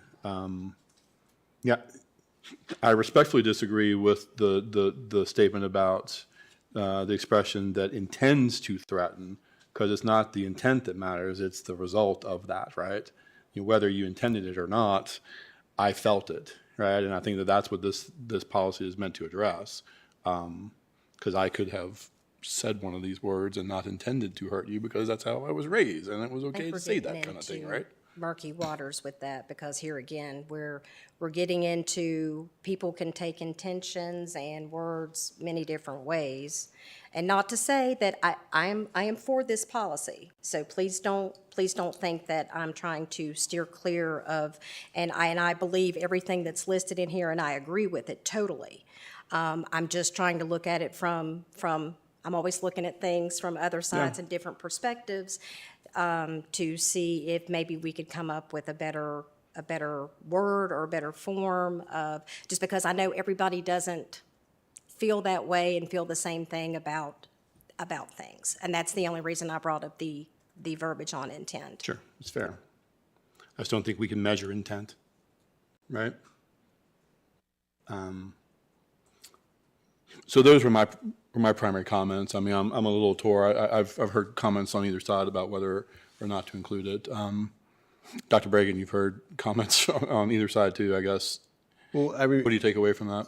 yeah, I remember distinctly the conversation, and what the legal counsel said is kind of what Dr. Roundtree and Ms. Purcell said, that in having the specificity, you're kind of saying, well, here are the words that we really find particularly offensive. Someone may take that to mean, well, these words are not that bad or can be permitted, right?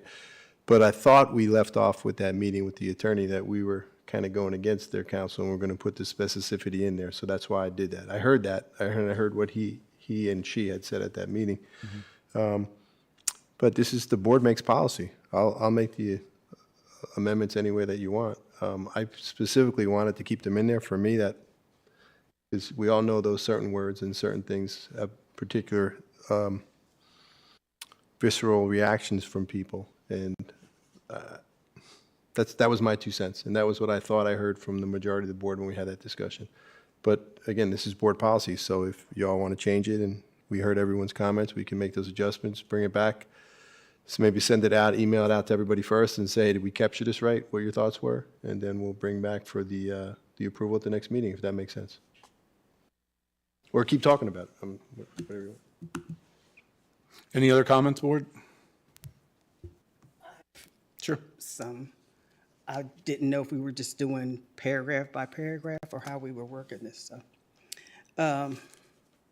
so on the reporting process, when it comes to staff, I raised these concerns before when it says staff members who witness, and if staff members are told that someone has experienced some type of hate speech or gesture or whatever, our staff needs to be reporting that too, not just what they witnessed. Also, there's nothing that holds our staff accountable for taking action when they witness or they are told that this has happened to a student. And if we're going to put any kind of meat behind this, there has to be accountability. So if I continue to just ignore things or then how's anything going to change? And that seems to be what happens now, which gets into the development of our staff and administrators, students, to recognize and to understand they have to speak out when these things occur, because it does hurt people. And it doesn't have to be that it was intended to, it's that it does. So number 2, under reporting, there needs to be a lot of work there, and we can't be ambiguous about what we're saying and what the responsibilities of adults are in our buildings. The anonymous reporting, I know our attorney kind of steered us away from that, or tried to. But I think that is important because some people are fearful of retaliation because they have spoken out or disagreed with what's happening. Let's see. Let me get to the disciplinary action. So for the first offense,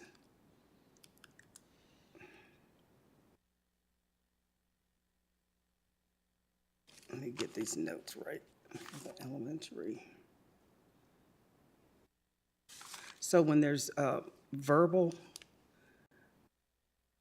warning given, now that also needs to be documented, not just a verbal warning. So I'm sure that's what is intended, but it needs to be in writing that a verbal warning also needs to be documented. So someone gave someone a verbal warning over here and no one else knows about that, and then we keep giving verbal warnings and there's no meat to help our students or whoever understand.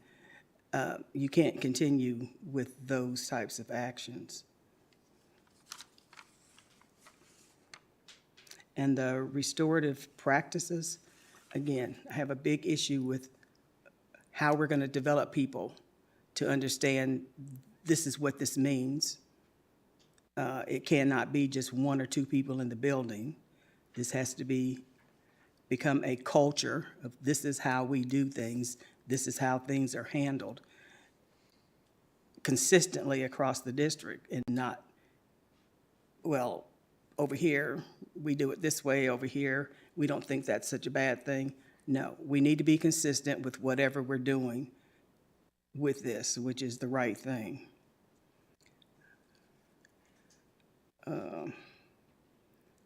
And I do, with the parental notification and a meeting, So does that mean the parent or the guardian needs to come to the school? And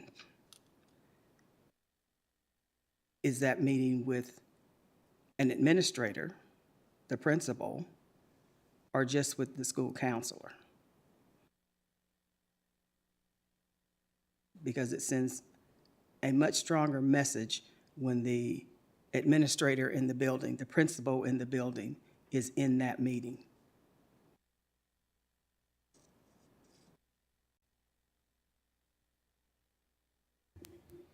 So again, for me, the biggest thing is, how is this going to be communicated? Who is going to be responsible for making sure what's happening across the district?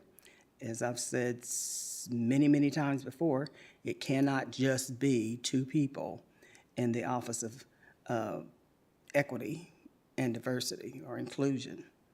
That won't work. And it needs to be an ongoing development that happens constantly in our buildings as to this is how we treat each other and this is what won't be accepted. Because I don't want this to be what has happened in years past. We say we're doing these things, but then we don't. And then we have students come to us, come to public address, and nothing's being done about what's happening in the buildings. Even though we say we are trying to create safe environments, and they're not. And because our minority populations, who are typically the targets, are seen as being so small, it's not taken as seriously as it should. And that needs to stop.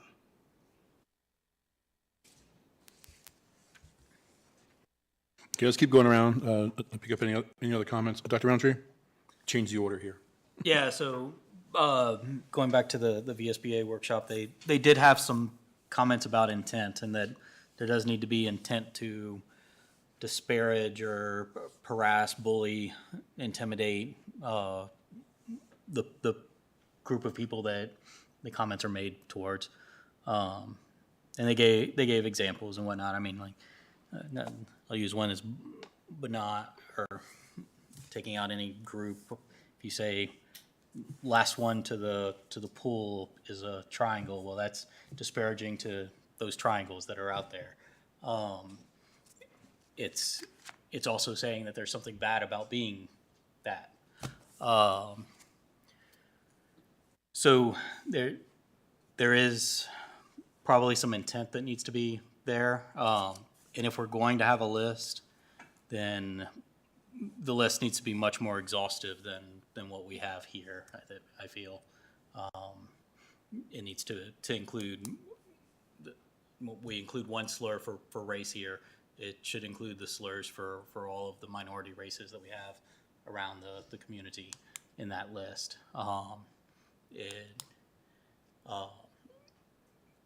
And the slurs for various other protected classes that exist. But that's all that I have to add. Ms. Purcell? I would still advise against the language that's in the parentheses, using the term et cetera. It just introduces vagueness into a policy. This should be very formal. Having something like et cetera makes it less formal. The definition is comprehensive. And I think the specific words can be part of training, some kind of user manual for administrators, teachers, principals, et cetera. But what it goes in the policy, I would advise against a list. I just kind of have a more general question, kind of building off something that Ms. Franklin said, and maybe speaking to my own ignorance. What is the difference between a verbal warning and a written warning? just from a disciplinary perspective. I think especially when you're talking about elementary students, that sometimes their developmental level is a verbal warning, maybe something that the teacher just does to the child and redirects them and lets them know the inappropriate of whatever this comment was, made or not. That a written warning would be something more severe that would be, sent home to mom or dad and put in the file. And, I heard what Ms. Franklin said, that if we don't document the verbal warnings, well then, I could have got one from Dr. Roundtree, I could have got one from Mr. Hudson, and everyone would think that was the first one, right? So we're going to take all these comments that all the board members are making, we'll work on trying to incorporate what I think everybody said, and we'll send it back out via an email. I know you're still going around and getting people's comments, and then y'all give me your feedback, and we'll bring it back for the next board meeting to discuss more.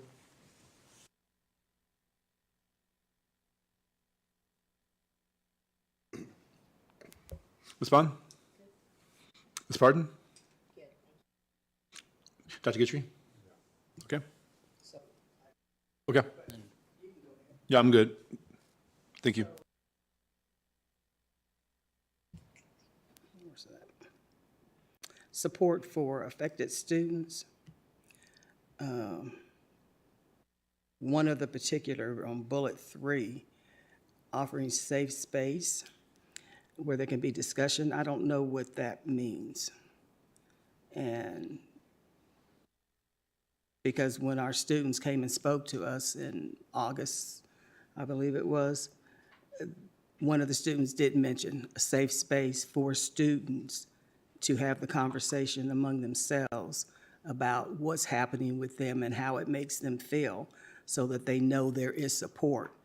Having discussion with adults who may not understand what they feel and may hinder them speaking freely to each other about what is happening, and engaging our students in how we implement this and how folks are held accountable.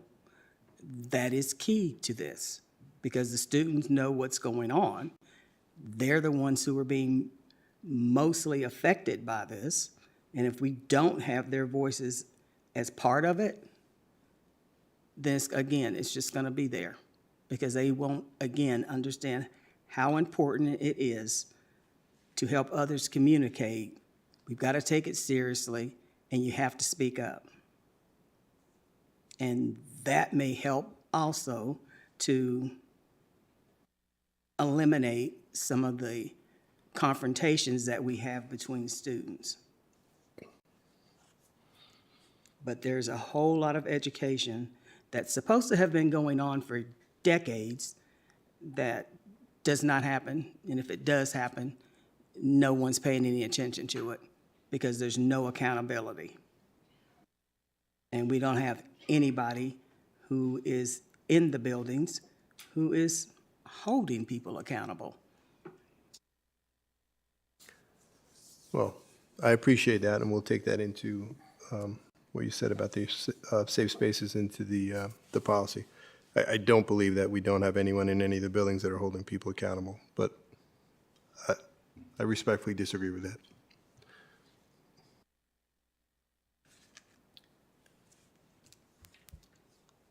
Yeah, and so I just have an additional comment. So use of words without intent, since we were talking about intent. Using many of these words are not words that we want in our building. And there's questions about just how do we handle the use of speech that is vulgar in general in our schools. Some items that I've heard are just pulling the child apart, saying that, look, you might use those terms outside of school and whatnot, but inside of this school, we do not use these terms. It might be worth understanding how are the corrective actions taken for other types of vulgar language that don't have any kind of intent to harm, harass, disparage, but that are not socially acceptable in our schools. Okay. And we keep talking about words. Many times it is not words, it is actions. And there are symbols, there are all kinds of different ways that folks can communicate hate. And that needs to be included in this and not just verbal.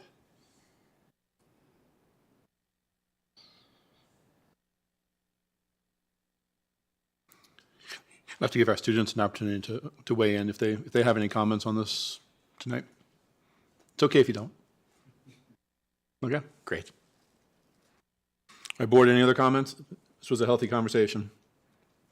Dr. Began got a lot to chew on there.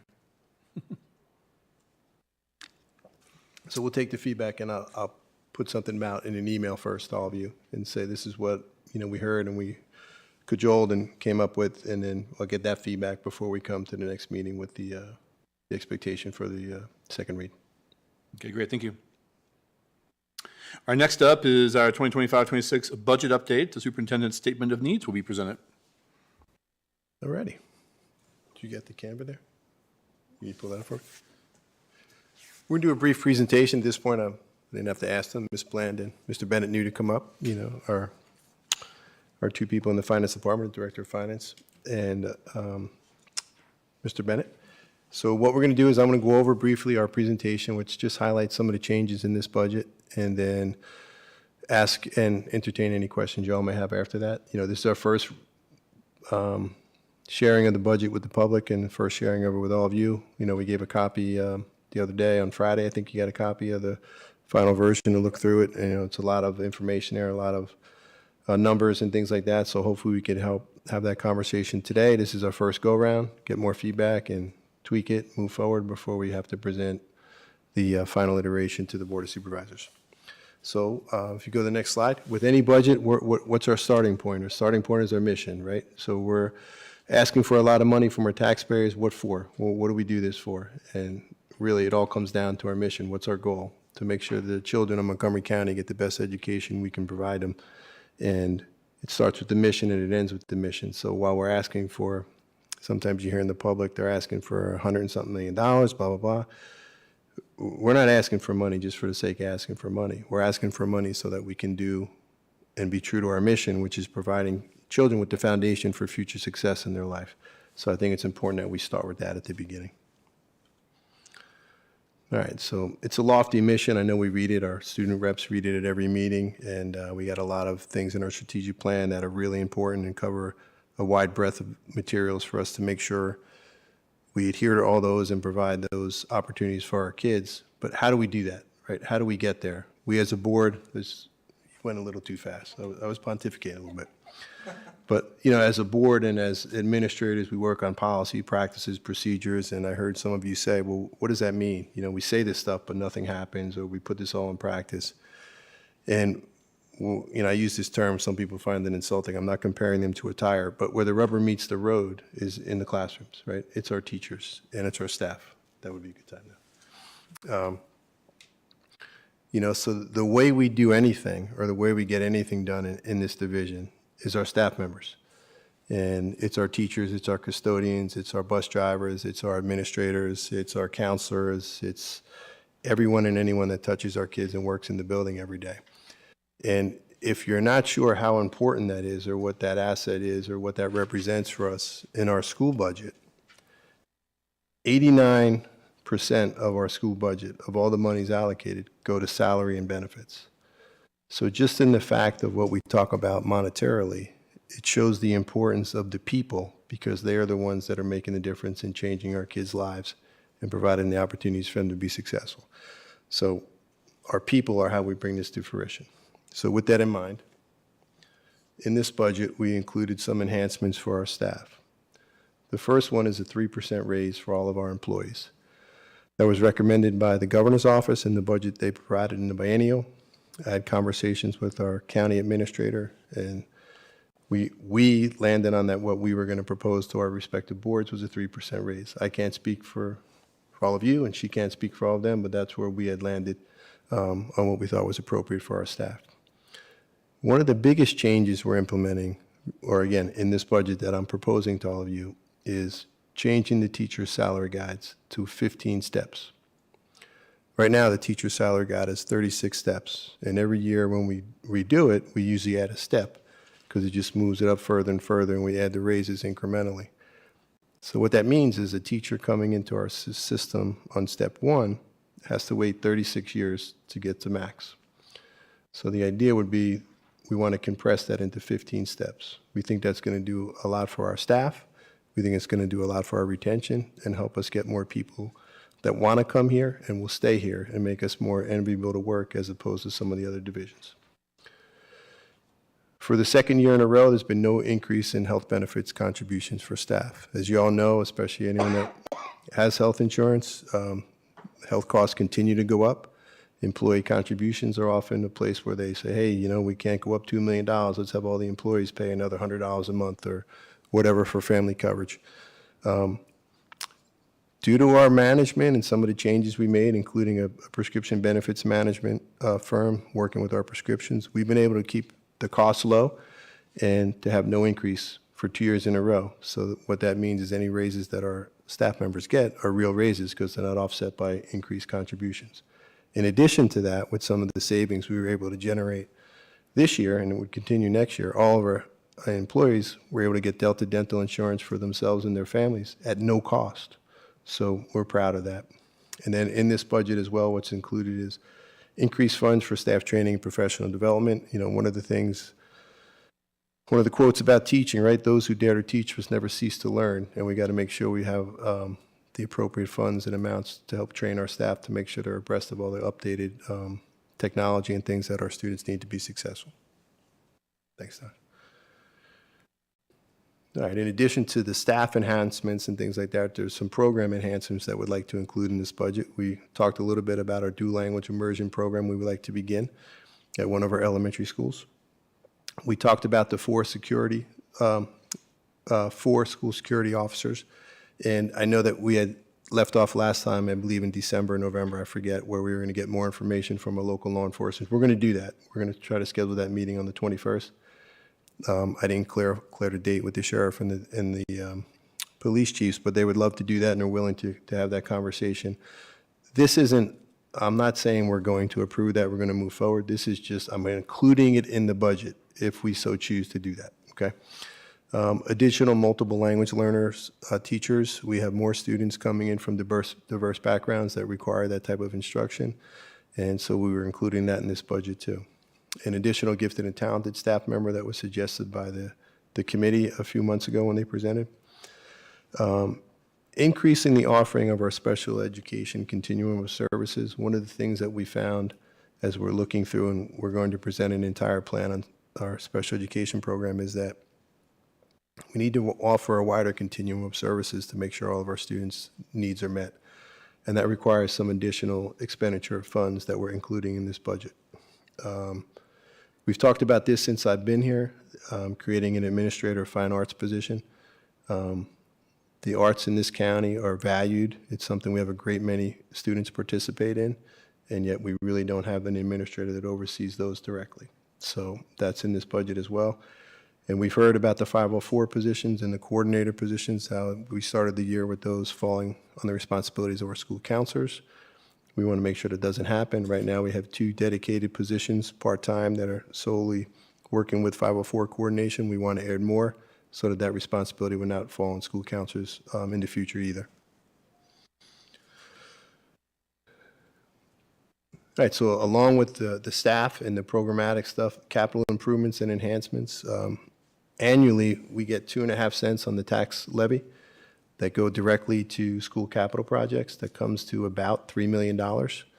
And that's an important fund that people don't talk about much. It doesn't get all the recognition that some of the other projects do, but you have to spend that money annually to make sure the buildings are maintained. You know, that's replacing portions of each roof, that's replacing the HVAC and upgrading, that's you know, renovating a couple of gang bathrooms a year to make sure they're up to date, they're cleaned. Removing carpets out of some of our elementary classrooms that have been there for 25 years and replacing with tiles. So those are kind of the ongoing capital improvements that we're going to do and continue to do every year. And we typically work with our building principals. We get their list, what their needs are, and then we work as the finance department and the director of facilities, and we triage and we do the ones we can do this year. If you remember last year, we did the HVAC at a couple of the elementary schools. We did a couple of roofs. We did some parking lots. Unfortunately, some of the parking lots were the day before school got in last year, if you remember. But those are some of the projects that would come out of those funds. All right, so there are some things that we are reducing. One is the Dean of Students position. While it was really valuable and they did a nice job for us in the transition, we're looking to have a new administrator. Mr. Knott is retiring at Christiansburg Middle School next year, and we have 2 new administrators that we hired this year that with that administrative team of 3 people should be highly capable of doing and addressing all the needs in that building.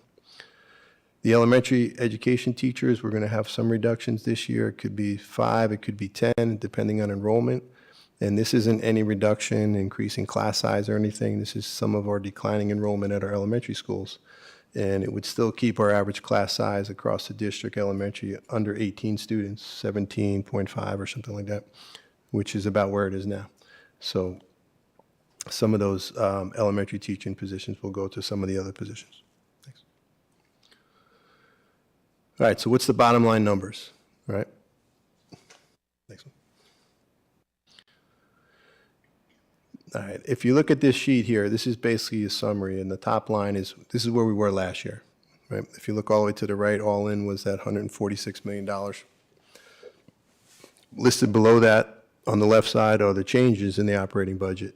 You know, the increased instructional personnel that I referenced in the slides before, the salary enhancement of the 3% raise, the teaching salary scale adjustment, right? They're all listed there, and that's the monetary commitments to those. So when you come to that all the way on the right, that comes out to about a $6.7 million increase on the year for the operating budget. With the additional state aid and some of the revenues, that gets us to 148.5. So that would leave us asking the county for 4.7 million approximately.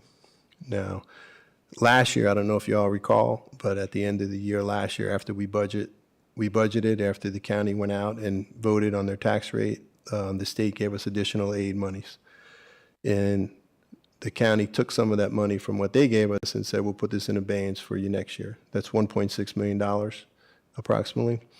Now, I can't say that the county's going to give that to us, but they put that in abeyance rather than give it directly back to taxpayers, if you remember those conversations. And the growth projected for this year is somewhere between $5.5 and $6 million. That's just the growth of the budget of the county without asking for any tax increases. So my thought was we asked for about half of that, and we asked for that 1.6 million. That gets us right about to where we were, that we could conceivably do all the things we want to do, and at least on our end, not have any requests for increased taxes. Again, this is all just, you know, our idea at this point moving forward. There's a lot of moving parts. The calc tool from the Department of Education, we just got that today. We didn't sit down and crunch all the numbers. The calc tool is where the state determines exactly what your number is. We're going on what we think it is, that $81 million from the state, but we're going to work on that and crunch all those numbers. We'll have that very more specific, probably within a week or two, I would imagine, right? Next slide. All right, school nutrition program is actually also part of the budget as well. Go on the next one. And this is a year-over-year comparison for the school nutrition budget. You know, one of the key items there is it's self-funding, so that's not coming out of our taxes or anything. They're going to fund it. It funds itself. There's an increase there, as you can see. Next slide. And one of the things we thought was important is that we don't want to raise any of the prices of the food. So we're not required to. We're still at an appropriate rate, so we're keeping the prices across the board at the exact same level they were last year. And that brings us to the end. Questions? All right, but let's go around on this one. Who wants to start? I'll start. Sure. So I'm in hopes that the state legislature will pass funding in order to provide all of our students free breakfast and lunch. breakfast and lunch at no cost to the students. It's not free. Somebody's paying for it. But there's many counties around, or many school districts around the state at this point in time that are providing breakfast and lunch at no cost to the students across the board, not just to Title I schools. If I am correct on the nutrition slide that you just showed, it's about $2.5 million for us to do that across the board. That was the top number that was being provided by students. Yes. Locally generated. Yep. Yeah, local income was $2.5 million. Federal funding for reduced and free lunch is $3.3 million. So it would not be a significant increase to the tax burden if that were to be a tax raise, or if the county were able to, the Board of Supervisors was able to come up with that money from the budget. Additionally, the Board of Supervisors, when Title I schools were provided free lunch and breakfast across the board, the Board of Supervisors commented on what would it take to do that across the board for all of our schools. And since they've requested it, I feel that we should let them know what it takes. We could do that. I gave him that number. You know, one of the Board of Supervisors asked, I think at one of our liaison meetings, what it would cost. And we shared with them last year what the approximate cost would be. They didn't come back and say we're going to pay for it, but we could ask for that again? Yeah. We didn't give it to them in a budget. Okay. So am I hearing to include that in our budget? I would like it in our budget, Okay. but there are 7 board members. Okay. As we go around, board members, maybe share your thoughts on that one, just to see if we have enough interest in that. Ms. Franklin?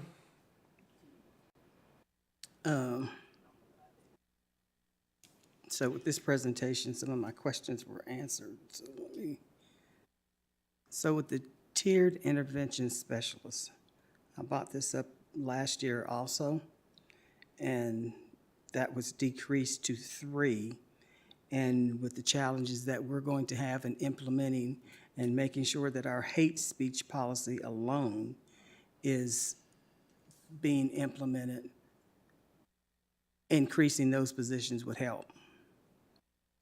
And if not, then we need to put some more positions or need to have a plan as to how that's happening while we're going through the budget process. The state ended up with what, $300 million surplus? I think it's closer to 2 billion. Okay, so why should the taxpayers in Montgomery County have to pay an extra $2 million to feed our students when the state has that kind of money that they're sitting on? There's absolutely no reason for that to happen. And we should have sent legislative priorities to the state to help them understand that is a priority for us here in Montgomery County. And it's not too late, but we need to do it now.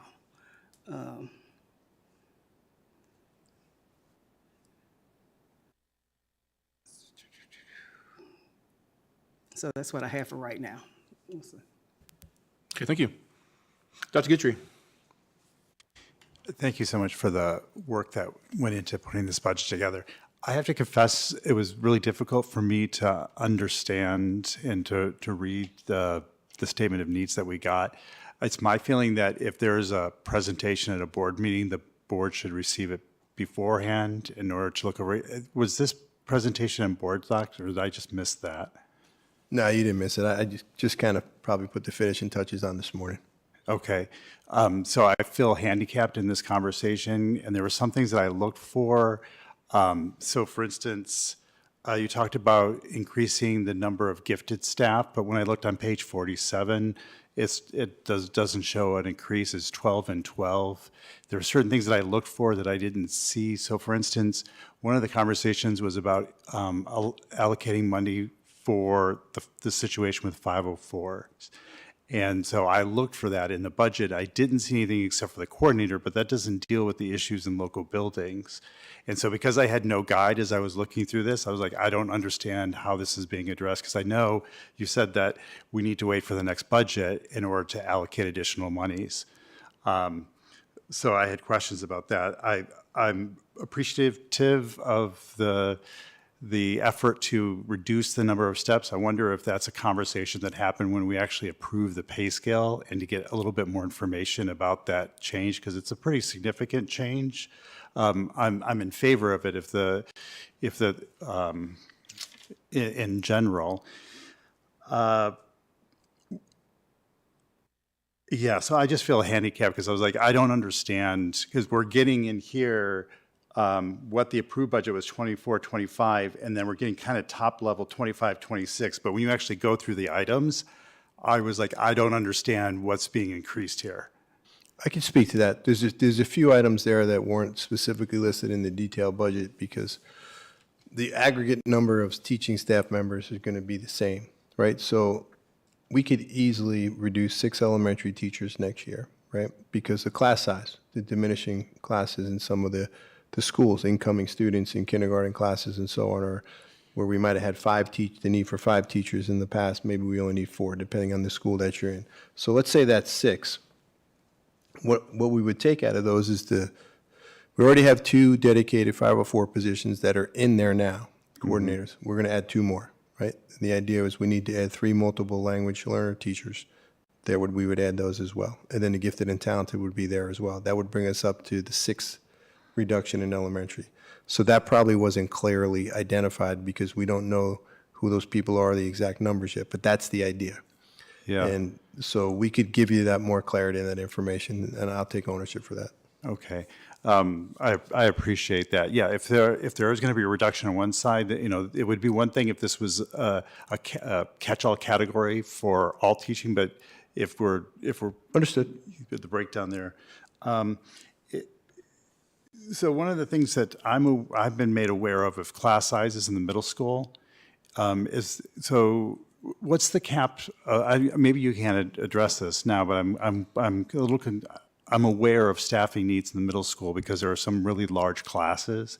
I don't know if this budget helps to alleviate, or if that's a budgetary issue. The class size and the number of instructors that we have in some of our middle schools. I'm not aware of all of our buildings. We had some requests for additional staff at secondary, but it wasn't pervasive that there was an issue that a lot of them were larger classes, and we had, I think, 2 additional secondary teachers in total included in this budget. And we can get those specifics and break that out for you all. Okay, great, thank you so much. And one final issue is, one of the things that the board has asked for is for development in the CTE for an EMT program. I know that there's going to be money associated with that. I looked for that in the budget, and I didn't see anything. So I was like, I don't know, does this mean that we're going to have to wait another year on this, or?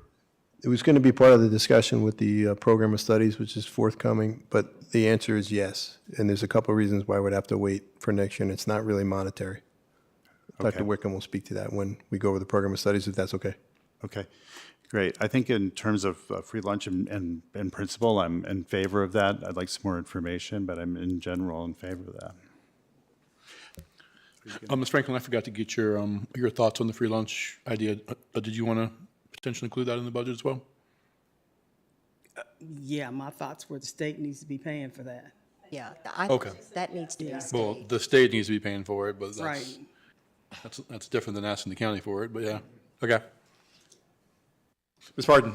I'm okay with putting it in there, saying it's a priority for us, but the state needs to be paying for that. Just for clarity, presumably this will come back to the legislature. They passed last year to perform a study on what it would take for them to provide this. There was already a legislative budget that had been produced that would have suggested that it was about about $200 million per year for them to provide lunch and breakfast across the board. They decided to not do it last year and just have this study. So hopefully we will get it from the state anyway. But if we're not going to get it from the state, then our only other option is the county. Ms. Pardon?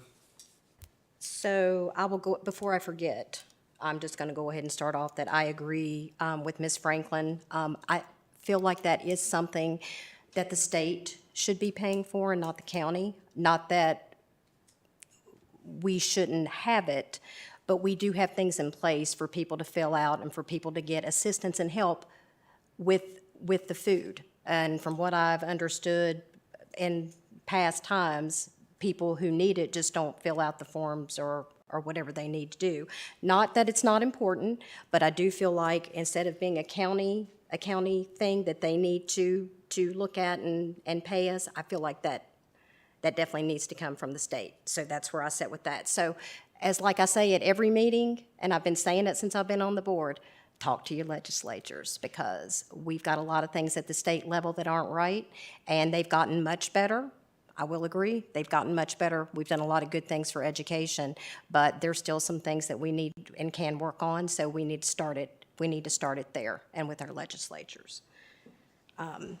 So my question might be more for you, Ms. Bland, is not so much things that we have gone over that we are asking for money for, but something we are cutting possibly.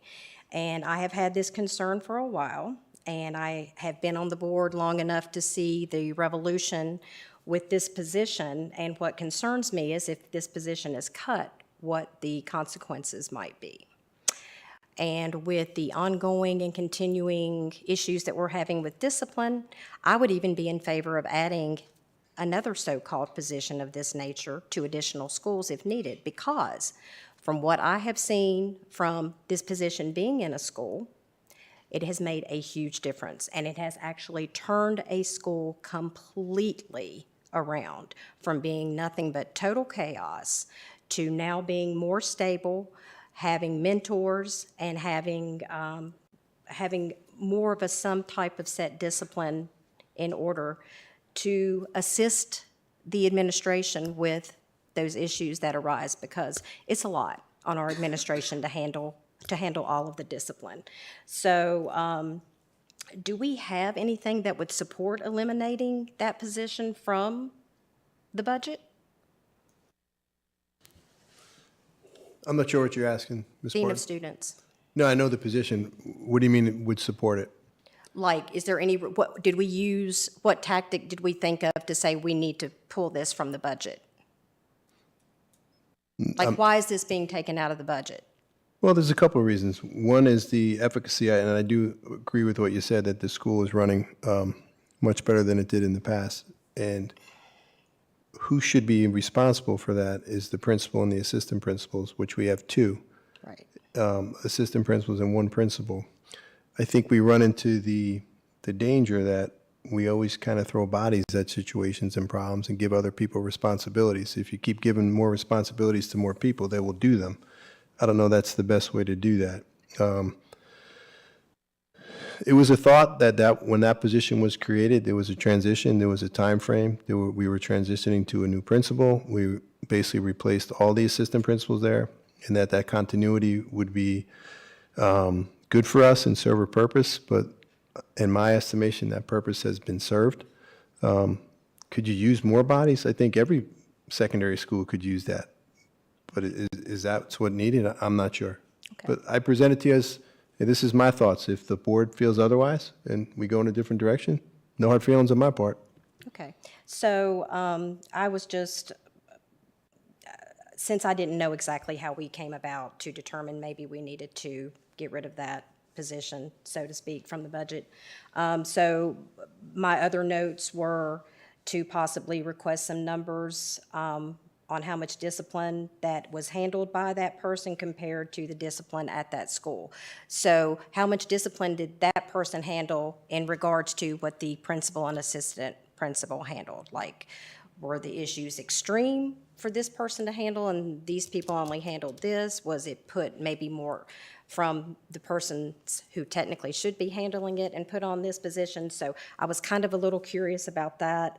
And then I didn't know if, I know in the past we've had issues And again, my main concern is that slipping out and it going back. And I do know we have a very good principal in there that's getting ready to retire, and I'm worried about the stability and the inconsistency, and that person would be a stable, consistent person in that school. And it also concerns me that that school has not been accredited yet.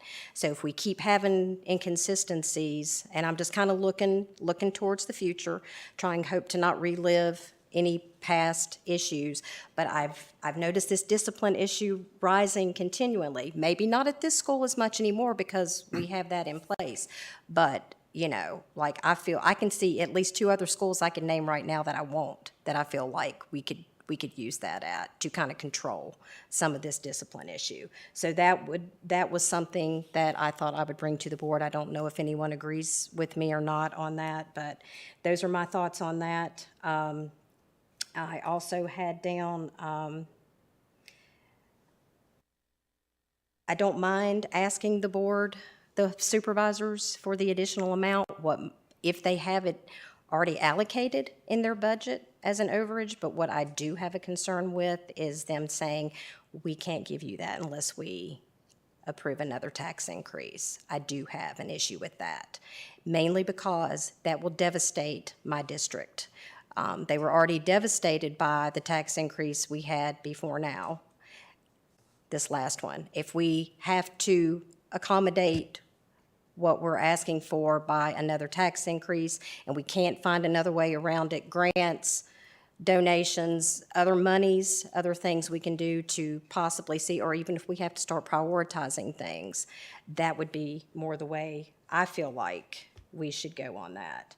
And something that I'm probably jumping the gun on this because I don't know all the facts, and I've talked to a few of you about it before, but we might not have, the timing might not be right. I haven't spoken with the SBA and the rules and the policies on this, but I would like at some point to see there be a salary compensation for the school board members as far as a raise.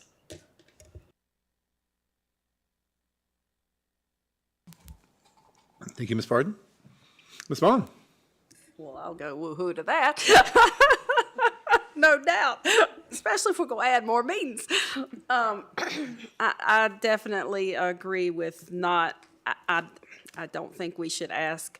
I mean, if we want to ask because they've got extra and they want to do it, that's fine. But if we're asking for $2 million, that's going to trickle down to the taxpayers. And, you know, when I look out my shop window every morning and I see 6 to 10 people that are homeless, I could not approve that. Now, in the wintertime, maybe not so much because there's so many churches that have helped with you know, things like that by having transient places for them to stay. But I see it, and I know our county has it, and I know our county has people that are struggling, and they can't afford any more taxes. So I can't support it going to the county. I just can't, because I know it will trickle down. They can't, there's only so much money that can go so far. It's a great notion, and I appreciate that being a passion of yours. But I'm with Penny. I think that's a state, if they've got that kind of overage, then the state will just have to be patient. And, you know, as far as some of the other comments, I agree with doing whatever measures we can do to keep people in place, to keep the discipline issues down. But I think that way in all schools. Everybody knows I'm for discipline. So I think if we want some of the other things, then we need to maybe look at our spending in other areas to have the other things. So that's all. Ms. Purcell? Thank you so much for this presentation and getting this document to us early. I know that was a request of Dr. Roundtree several months ago. I know that the tool comes from the state kind of right as the holidays kick off, and that means a lot of scrambling for your office. So thank you for pulling this together for us so that we can start thinking and understanding and making sure that we're doing right by our students. I'm really excited about the fine arts administrator position, and I was glad to see that in the presentation, and I think to echo some other comments, when I didn't see it in the statement of needs. I noticed it as well as some other things, so I was glad to see that in your planning. Would that also be the shared position with Virginia Tech, or the position that would get some support from? No, that would not be shared, the separate position. I think it was listed in the staffing as under administrator, not specified as to what it was. Thank you. One thing that As such, we only have one social worker, which is something we want to look towards, moving towards more of that in the future as we go ahead too. But y'all could talk to why that number's a $5,000 increase, 5,000% increase or whatever it was. And that is correct. It was not in the correct category in the previous budget. It was previously It was a funded- correction. Yeah, previously funded under. Come closer to the mic, Trevor, if you're going to yeah, talk. I can't. Yeah, it was previously funded under improvement of instruction, so now it's going to be charged to correct account. Okay. I appreciate the clarification. I am also worried about class size, and I understand how we need to use positions strategically based on enrollment. But I also know there are 2 very big first grade classes at Gilbert Lincoln Elementary, and Mrs. Fotino spoke to 2 very large kindergarten classes at Price's Fork Elementary. So just using averages, I think the way that the population of the county is allocated might not be an accurate measurement. So I did want to just express my concern about that.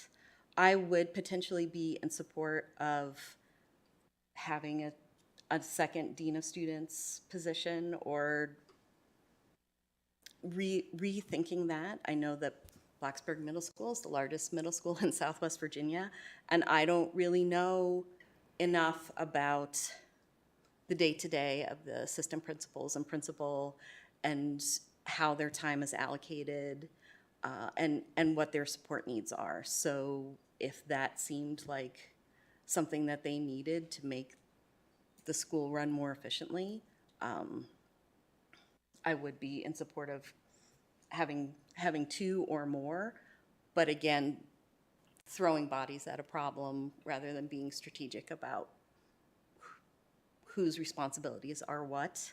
I'm happy to just hear a good argument about it. I would also be in support of asking for free breakfast and lunch for all students across the county.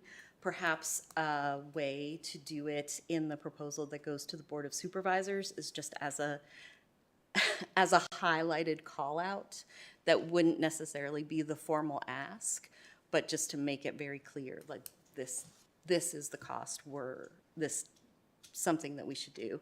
I also agree that we should put together legislative priorities. And that's, I think, it. Okay, great. Let me, Patrick, can I say a few things, or do you want to go first? yeah, let me throw a couple things in there. You can have at it. Definitely want to echo the thanks for getting this to us so early in the year. I don't think we typically have it in the organizational meeting. That was a request we made. I think it's great to have it so soon so we can start chewing on it. I had some of the same concerns as Dr. Gucci when I was first going through what was presented. The way that it was structured at the high levels, here's the current, here's the proposed, here's the increase, cool. Now break it down by section. Here's the proposed, the increase, cool. Now line by line, and then you kind of lose where the increases were, right? So there's a way to color code or somewhere indicate, so it would be a little more obvious where those increases and or offsetting decreases are. That would be really helpful. The presentation was great to help explain that. I think also with Dr. Guitry's comments, so I'm looking on page 47, that's where you actually have the number of specialized, the individual teachers, right? And those counts. And I understood what you described, but that wasn't, I don't think that's reflected in there. So if that gets updated to reflect what you described, I think that would definitely help, right, as we're understanding that. Certainly for me, also excited about the potential for a director of arts position. We have award-winning programs across this whole county, both in music and theater and all across the arts. I think those programs deserve to have someone advocating for them and helping with the planning and the coordination of all that stuff. But I think I'm also in agreement that, yes, it would be nice to have our lunches paid for, but probably if we want to present that to the county as an additional consideration, but I think advocating for it at the state level is the right way to go. And at our board retreat that hopefully we're going to schedule next month, the legislative priorities will be at the top of the list of things for us to discuss.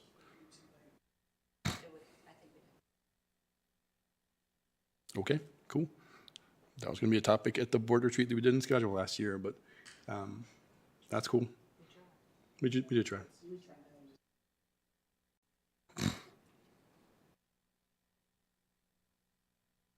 Great. Those are all the comments I have.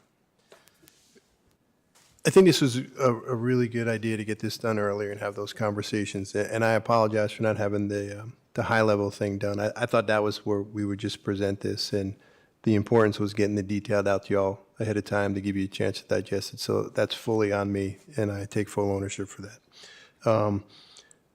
What we were trying to do, and again, I work for all of you, and the school board gives us direction on what you want us to do, was last year our increase that we presented to the county was almost $12 million. And we had a significant increase in state aid, but it also asked the county for over $6 million for them to give us.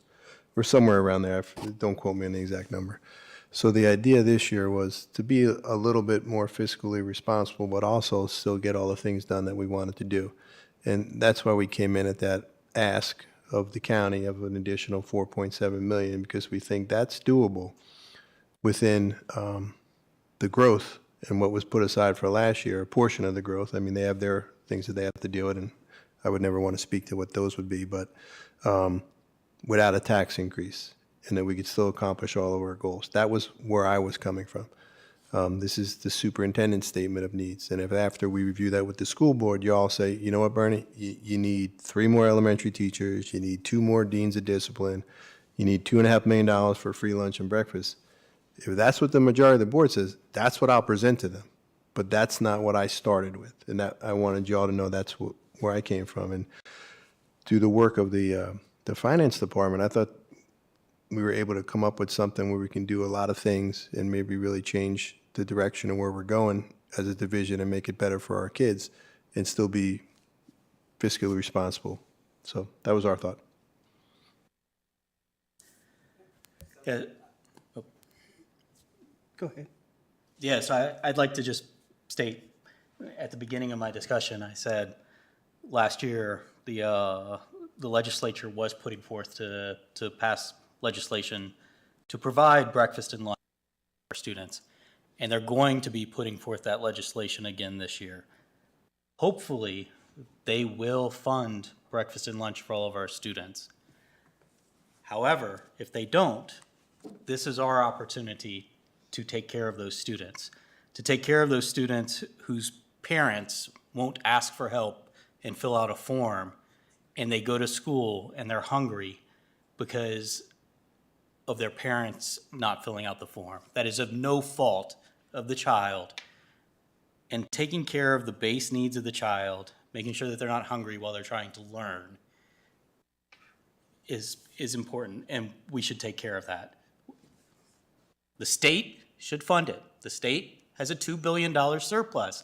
If we put forth this to our Board of Supervisors, and they say, yes, we'll fund it, but if the state funds it, we're not going to raise the taxes, we're not going to do this, that puts the impetus not only on us as a school board to write our legislatures, for our parents to write to their legislatures, but also for the Board of Supervisors to go to the legislatures and say, this is important to take care of. Feed the students in our schools.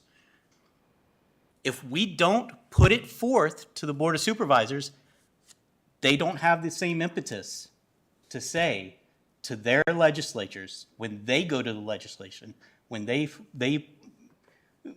lobby them to say, feed the students, pass the law, don't do another study, don't waste money on studies, feed the kids.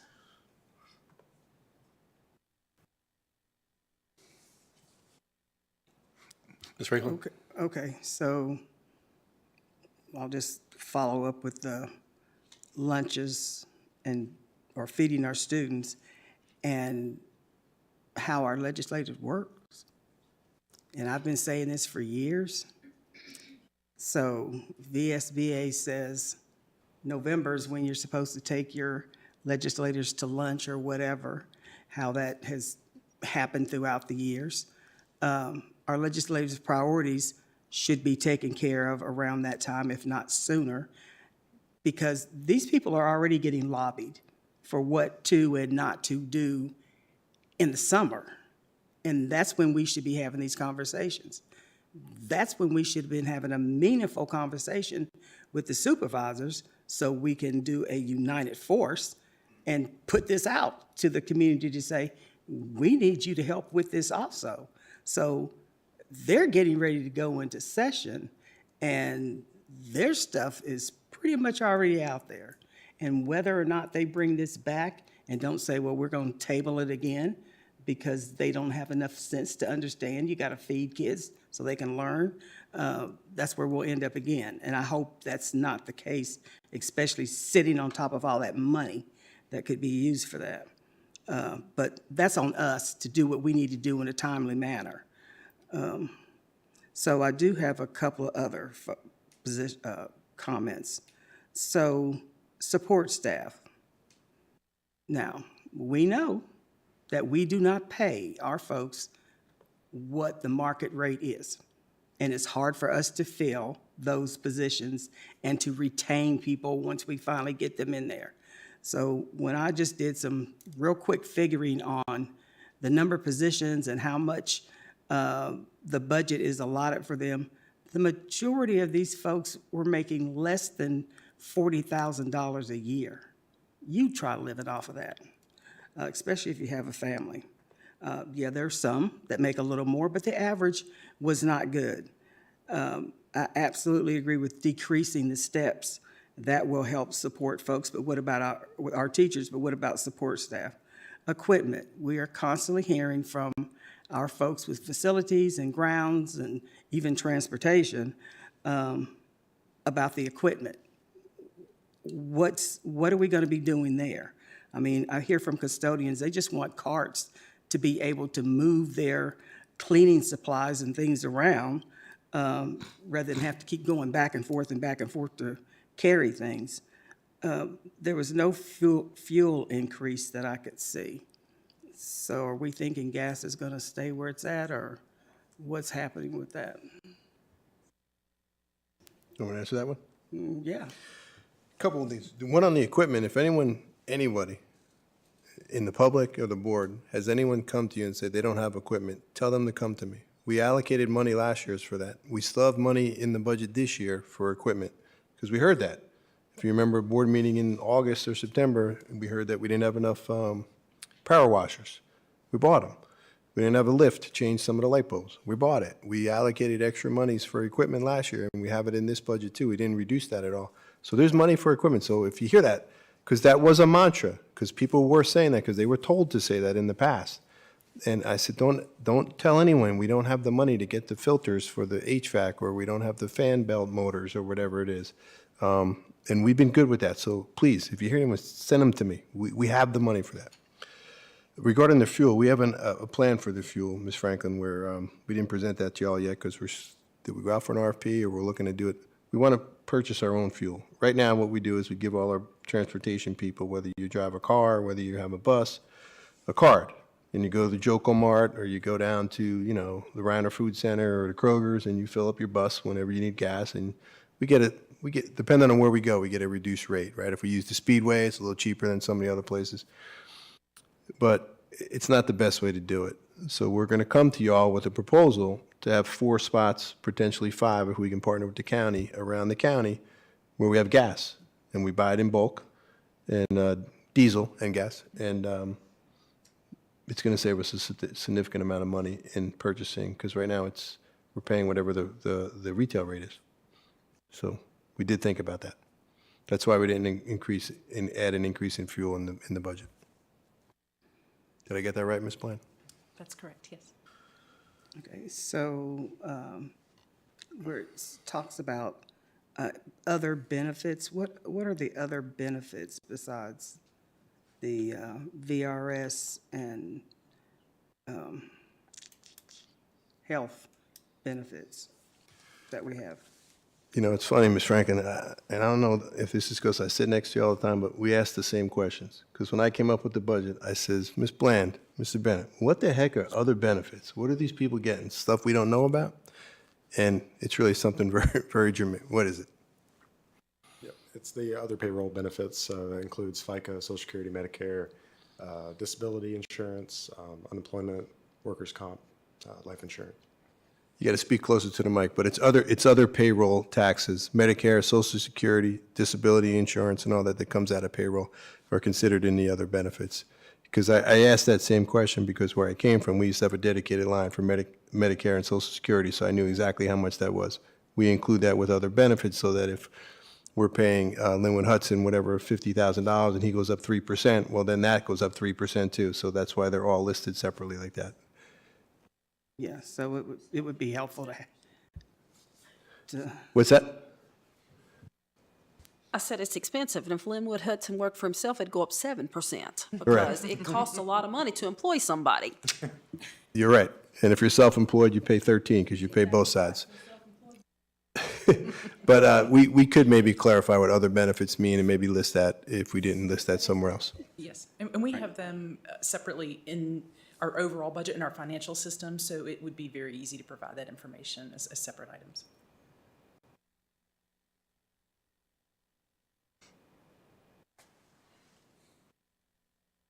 Ms. Franklin, you good? Okay. Dr. Gitchery? Yeah, just a couple more things. I'm going to keep this brief.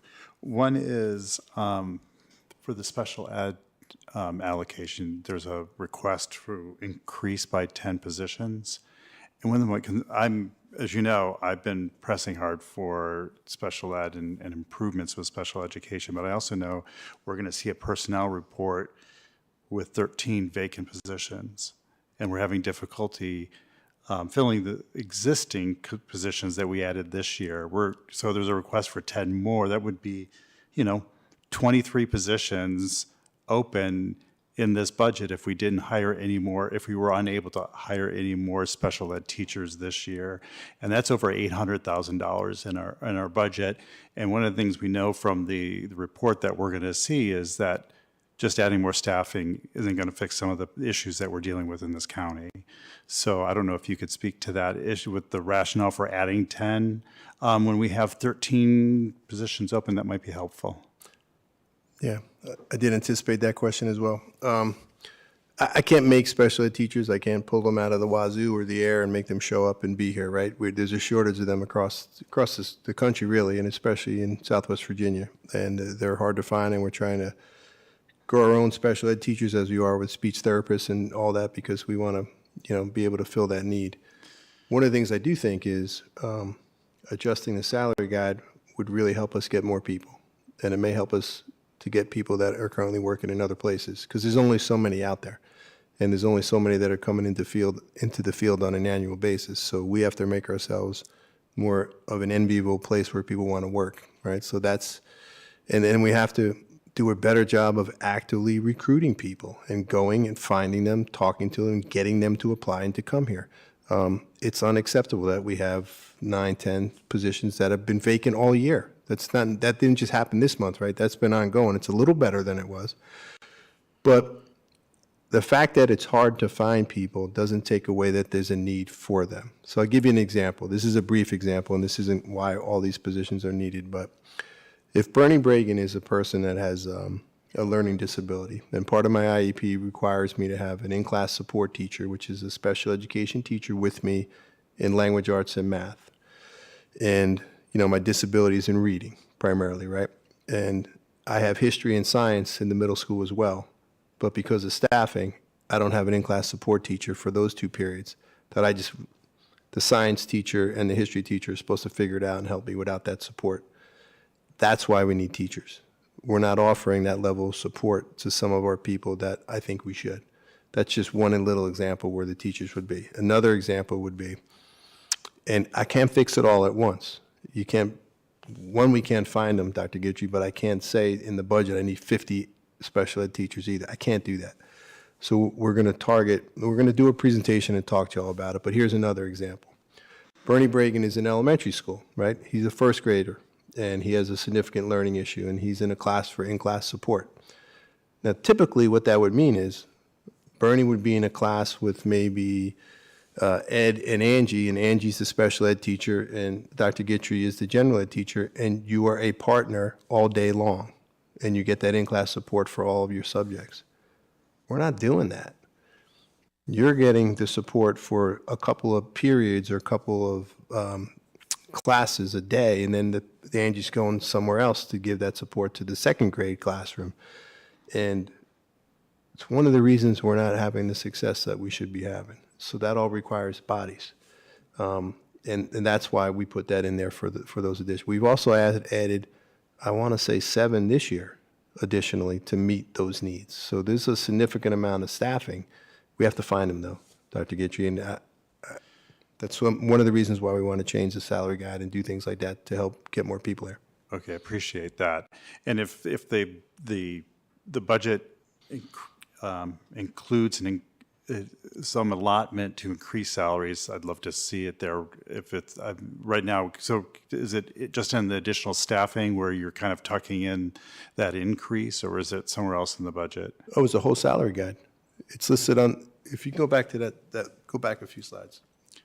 So this is in addition, the 10. If you go right here, the teacher salary scale adjustment that comes in at $455,000, that's going to change the 36-step guide to 15 steps. Right. For everyone. Right. Okay. It wasn't clear to me that there was going to be an additional allotment for special ed in order to attract, because of your comments about it. So I would say, it would be nice as a board member to see what the administration is going to do to ensure that we don't have just a glut of open positions where a year from now we're like, we have 19 unfilled positions. What are we going to do? It's hard to hire. Fair so enough. I'd love to see a plan for how the administration is going to be a little more, I don't want to say more proactive, but have a plan. A little more aggressive. Exactly. The other thing just one final thing about compensation for the school board. I would just echo what a couple of my colleagues on the board have said here. I know it's my understanding that because we only have 3 positions coming open this year, that we could this year make the request, and we would need, if we wanted to be effective in 2026, that would have to be included in this budget and would have to be a decision of the board. I think this might be an auspicious, and you can correct me if I'm wrong. I looked at the policy. I could be misunderstanding, because I know by July 1st, a decision would have to be made if, depending upon who's up for election. But if it comes back around, if you could just let me finish here. I appreciate that, Penny. I think it might be an auspicious time to ask the Board of Supervisors for an increase for the compensation for the school board. I think that they may be having some conversations about the compensation for the Board of Supervisors. So if we have a conversation in tandem as we're working on our budget, they may be open to that. Now, I'm aware that we have a lot of needs, and I really appreciate that you want to be sensitive to the large requests that we made last year. I know that the board's salary has not gone up in 6 years, and that it was 12 years before. And so we could gather some information. But if there is going to be an increase, it would need to be in the conversation with the budget, as far as I understand. If the board gives me a number, we'll include it. I don't know what you're all talking. I don't know how much you would think. And then whatever logistically has to happen behind the scenes, that's for the legislature or the Board of Supervisors to do. But similar to with the school resource officers, I just included it in the budget so that we could at least consider it, right? If we don't include it in the budget, it's not an option. So if that's something that the board wants to do, y'all got to give me a number that we could put in there. Typically, that number comes from the population of your county. And when Ms. Froggett made a presentation approximately 6, 7 years ago, before she, 2019, see, he even knows better than I do. 2019, she gave a very thorough, she searched school board salaries all over the state. She searched counties that were in line with the same amount of population that we have. Our population has grown to well over 100,000 at this point. And when we decided to vote ourselves the raise that many years ago, we didn't even vote ourselves half of what technically the state says we should be making for what our population is. So we are way, way behind. Not to say that that's the number it needs to be, but the main reason I bring this up is because even just since I've been on the board, and I'm sure since Ms. Bond and Ms. Franklin have been on the board, the school board member's job has increased time and wise exponentially, not only with what you have to do at home, but as far as meeting times, because, usually it didn't interfere with your regular job because the meetings were after work. But now we have so many issues and so many things, and COVID was that year was crazy. So we met so many times. It's starting to cut into people's work times where they're either losing money because they have to leave work early and come to the meeting, or they're having to take time off, which would either be time, their time that they've earned, or money time. And I don't think that was ever expected or thought about in the seat. But just the amount of time, and technically, we're not even getting paid what we should be to begin with, according to the state.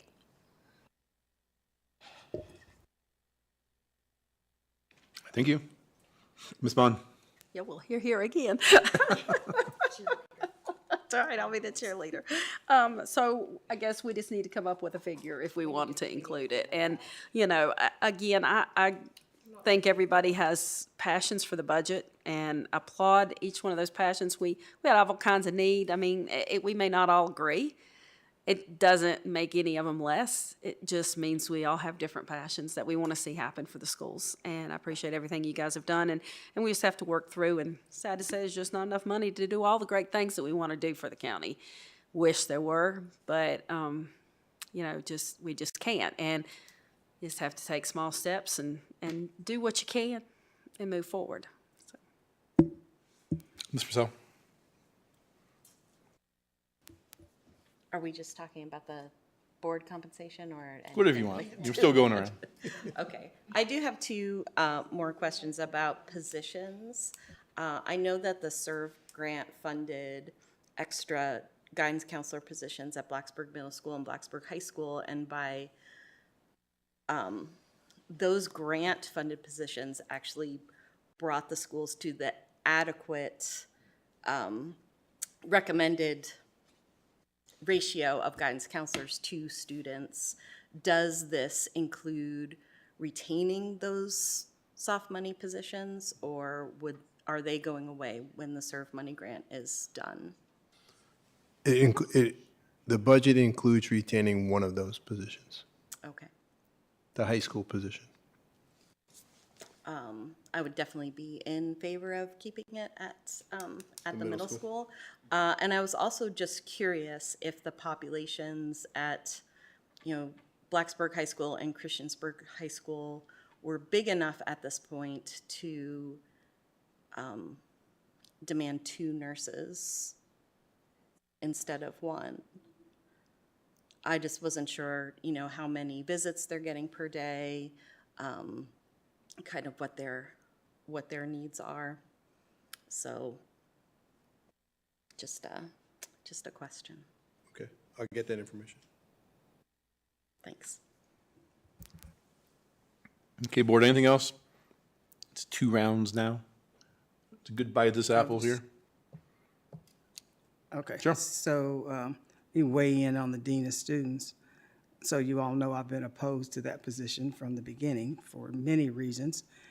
But the issue around discipline and having to have another person in the building to handle that, what do we have principals and assistant principals for? You know, they are supposed to be able to maintain their buildings. Now, Christiansburg Middle School was not getting the support that it needed, and that's why it was out of control. And it was the change in principles that helped bring that building better under control. And I am also concerned about who we might find to be able to help keep that building at the level that it's at now and even better. So the needs-based budget, so I've said this for years. If we don't tell them what they need and let the public see what we need to make sure we are doing the best we can for our students, then we're just, you know, saying, oh, well, we'll take what you'll give us, or this is the minimum we need to do it. We need to excel. We need to have everything that we need, and we need to let people know this is what it takes. So when they come and they say, well, how come this, or why don't we this, then we can say, because we don't have the funds for it. But if you look at the budget, you will see we have requested these funds so we can. So I am never in favor of giving this is what we need, because we want to be physically responsible. Yeah, we're supposed to have some physical responsibility, but that's the Board of Supervisors. And their job is to provide funds for us to operate the schools the best way we can. And that's not just by saying, we'll take $4 million, but we really need 12. You know, if we get 4, we figure out what to do with it, but we really need 12. So that is out there. So when they come back and say, well, you only asked for 4 last year, now you're asking for 12 this year, what happened? How come you need so much more money? Well, no, we've been telling you for many years we need 12, and we're only getting 4 or 2 or 3. And the county has, except for that 1 year, have been very, very gracious and stepped up to help support our schools. But I'm still going to go back to the state, and they're sitting on all that money, and we're still having to beg and grovel and figure out how we cut funds and how we don't pay people so that they will come and stay here, to make sure we're giving our students the best we can give them. Yeah, so we need to tell them everything that we need, and then everything that we want. And why? It's because of our students. I hope I'm done. So if you all don't say anything else, I won't think of anything else. I'll put it back on you. All right, board, anything else? Chair Hudson, can I just ask for clarification? Sure. So a lot was said, a lot was discussed, right? And we presented a rough idea of what we were asking for, right? So I heard a lot, and I heard a lot of things and a lot of suggestions. So am I correct to assume at our next school board meeting that I'm going to come back to you all with the cost of all those things that we had said, add this, you should do this or that, and then we will then decide whether we're going to move forward with that to present to the Board of Supervisors? I don't see why not.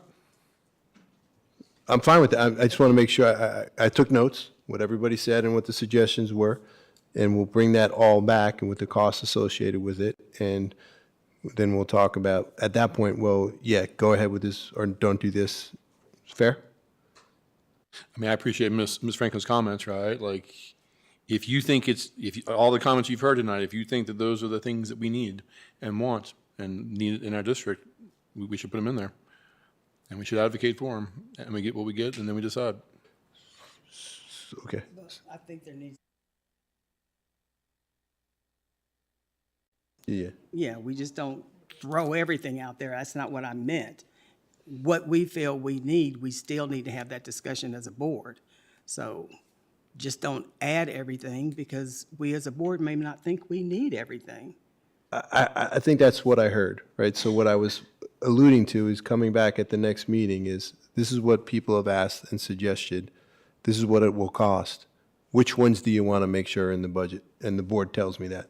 Is that a correct assessment? Yeah, because one of the big things I want to see is what we do to help with salaries for our support staff. I heard you. I wrote it down. Okay, so that's a big one. And if you could ask the county administrator also, what is a 1 cent per $100? It's $1.2 million approximately. That's with the increases. I don't know what values? I don't know what the increase for this year. Approximately, it's around, even with the increase, it's not going to be 1.8, right? So it's approximately 1.2. That's why the 2.5 comes out to right around $3 million. I know that from the capital we get annually. But I could find out exactly. They'll know after they assess all the growth, and they don't have that exact number yet, as far as I know, as late as the other day. Yeah, 3% on 1.2 is not going to be much if it's a 3% increase, so. Okay. All right. Okay, Thank you all. thank you. Can I make an observation? Sure. It seems to me that if that's the plan to come back with our asks included, that there'll have to be another conversation after we prioritize before a budget goes to the Board of Supervisors. Because we'll have to vote on it. And so that needs to be factored into our meetings. So if he comes to us with a revision, we need to then prioritize as a board what we're actually going to ask. Then we get a final budget that we approve, correct? Am I correct on that? So I think we have time, Dr. Gitry, to do that. Yeah. I think I I just want asked, to make sure that I in think the terms of our form, procedure moving forward with it, that's clear. yeah, and we'll clarify that in an email to make sure that's possible. But I think the formal ask, Ms. Bland, you may know, the formal ask to the Board of Supervisors is February 24th. So we have time in between there to discuss it and then to formalize a vote if we didn't want to do it at the same time. And we can also. Maybe on a Tuesday, perhaps. Just kidding. No, do make it on a Tuesday.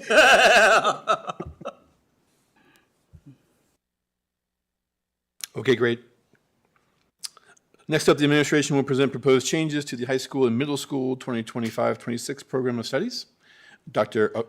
Barbara Wickham, our Assistant Superintendent for Curriculum and Instruction, is available for questions if needed.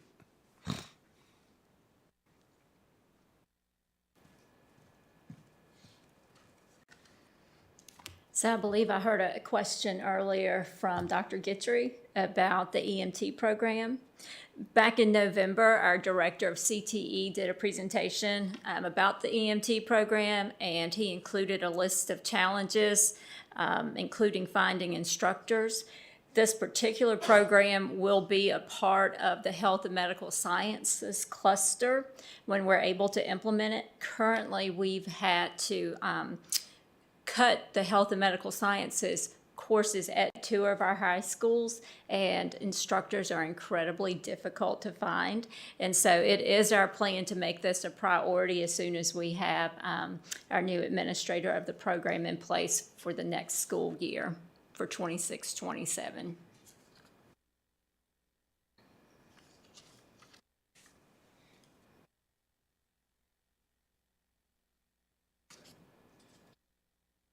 Got here. So the changes, so you're right, the program of studies, both for the middle school and the high school, those are pretty significant documents when you're going through looking course by course. So the changes were put in 2 documents that you have, one for the changes to the middle school program of studies and one for the high school program of studies. So the changes at the middle school level is a unified PE course. That's the new course that's being offered. And then there were a couple of courses that we have that we just changed the name of those courses. And then for the high school program of studies, there's a DEAP Human Geography course that's added, and then a couple of theater courses. So those are the changes to the program of studies. So for those that aren't familiar with unified PE, can you explain what unified PE is? Sure, we started that this year at the high school level. This course combines students of all abilities to participate in developmentally appropriate activities, including lifetime activities, physical fitness, and sports. And basically, members of this course, students who participate, learn how really to create a more inclusive and accepting school environment for all of our children. We did get a presentation on this earlier in the year, right? Yes. Mhm.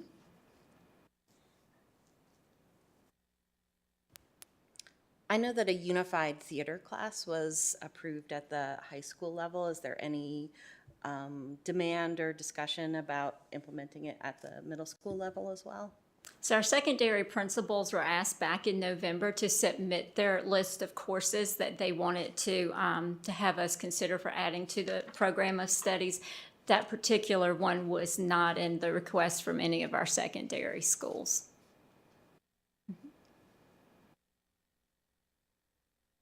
Board, any other questions for Dr. Wickham? Thank your staff, you and your staff, for putting this together and updating it. I appreciate that. I do have just a few questions here. Starting with middle school, I know it's late, but this is before us and we need to approve it. When it comes to the gifted program, it says that they're pushing in that there's co-teaching. I know that that's not consistent. So if we pass this, there are things that you can do to ensure that this is actually taking place? Because we just got a presentation about the gifted program, and it's hard to even get teachers doing the PD. And so from my perspective, we don't have, I don't want to see the district have kind of a beggar's model, like, oh my God, please let our gifted teachers in. So I'm wondering on what you can do to ensure that if we do pass this, that co-teaching is happening at the middle school level. That's a great question. I will say that our administrator of gifted programs, Ms. Fotinos, has been working diligently with our classroom teachers who serve our gifted students to ensure that we have some co-teaching going on, particularly in English right now. So that is something that's been a priority for her that she's working to move forward for next year. Okay, I'd love to make sure that co-teaching is taking place in our middle schools, because it's just really needed. Another question I had about the IE time enrichment. I know that last year that there was a decision made in the spring to basically devote that time to SOL prep. That's not reflective in the program of study. Is there an intention to do that? And if there is an intention to do that, it seems to me that this should be reflected in the program of study, because what we have here doesn't actually capture that. Sure. So unfortunately, I believe that there was a lot of misunderstanding around what happened last year during IE time. So IE time is intervention enrichment time. So for those students who need that extra support to prepare for their SOL test, absolutely, the plan is still there to make sure that the last 90 days, for example, leading up, that they get that extra support. But the E is for enrichment. So for those students who do not need that extra support or help, they should continue on receiving the services like from their GRT or opportunities for enrichment. Okay. So if that did happen, then there was a communication gap or something happened between the school board office and our local schools, because my understanding was that it didn't come from the bottom up, from the top down. And so that's one of my concerns, and I just want to protect that time precisely for the reasons that you just mentioned, and given our description of how it should be meeting the needs of the students and reflect their abilities and what they need in that time. We will be sure to reiterate that. Okay, wonderful. Another question I have, and I don't have too many more questions, the SB 435 and HB 1076, there's a change with the requirement through the through-year testing. It's unclear to me how the district has responded to that, because I know that there's a mention of the MAP testing. Have we changed our testing? Because one of the things that I've heard is just a lot of pushback about the amount of time that we devote to testing that takes away from instructional time.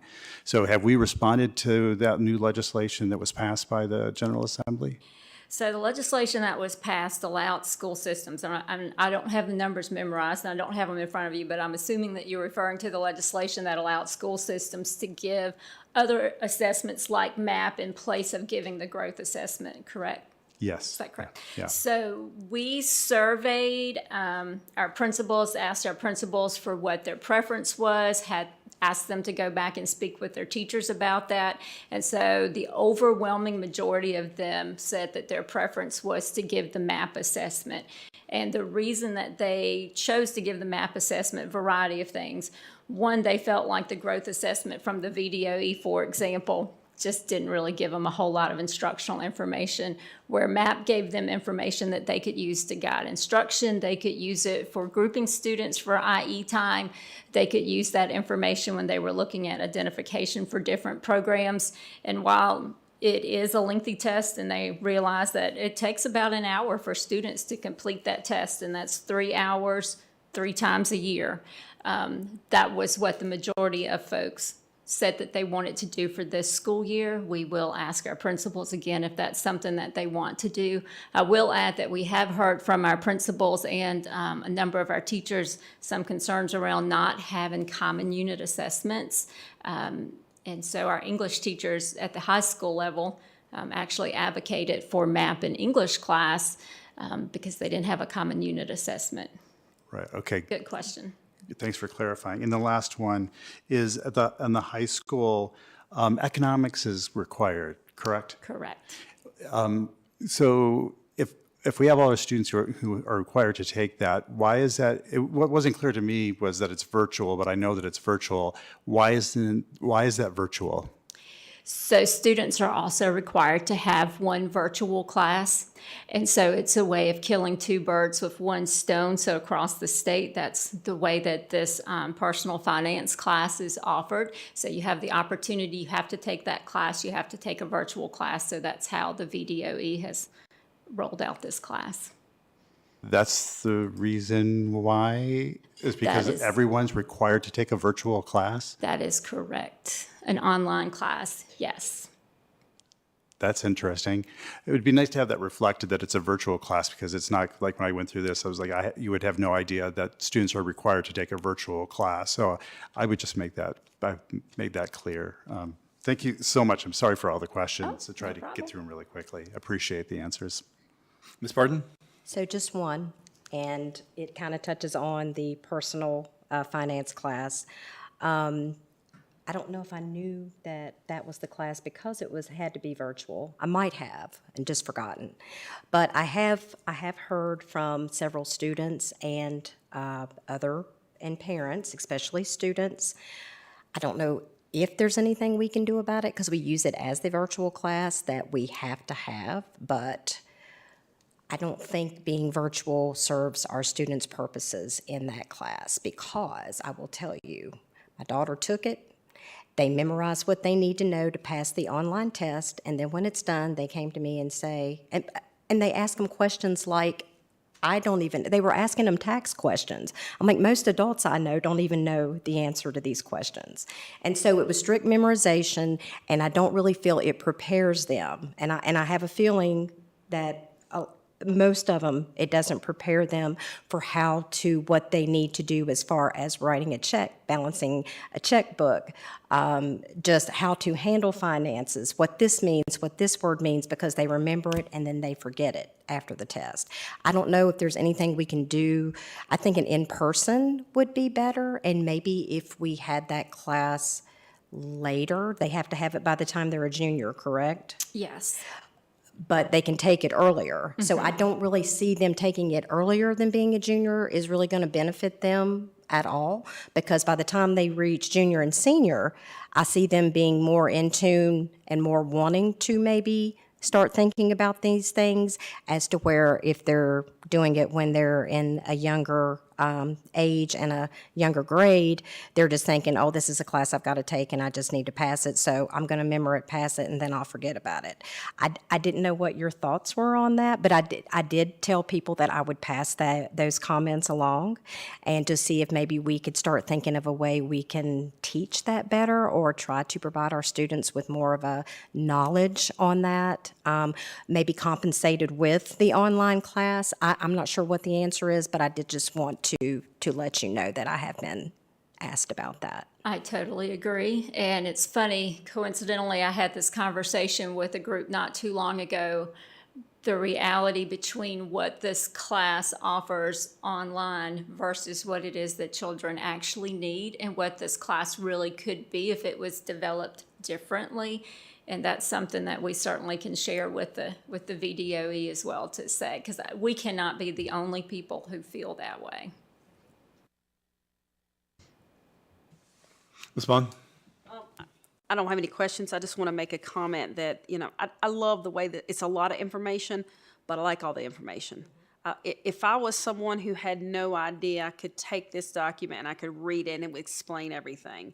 And I think sometimes, students will say, well, I didn't know that offered. But it's laid out right here. If you want to know, you can read it and you can find out. And I appreciate that because I think that's, even just to the addresses, the pictures, who is this and who is that, and that's important. That's the kind of information that I think our community enjoys reading and finding out, and what is offered, and what does that class mean, and what does MAP testing mean? What is SOL? When is it, and why do we do it? And those type things. That's important. It's important for just the basics of having it in here for that person who just wants to say, what is my child going to be doing in middle school? So thank you. I appreciate you saying that, and also it reminded me to just share with folks that our academic and career planning nights will start as early as next week. So the next couple of weeks we'll be holding those at our secondary schools. You're right, it's a big document, so if you have any questions, we encourage our parents to come out to those nights at each school. Dr. Roundtree, I think I skipped you earlier. You have any questions? I think you passed by me, but I'll take another round. So MAP testing not being required by the state. I know especially middle schoolers with transition to middle school, many of them are burnt out on test taking.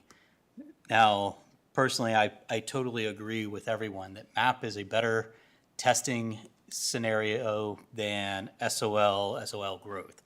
However, for some reason, the state wants to require that we utilize SOL. So we have to do that. We choose to do MAP. So we choose to put our students through a lot more testing rather than educational coursework because the state mandated testing is a failure.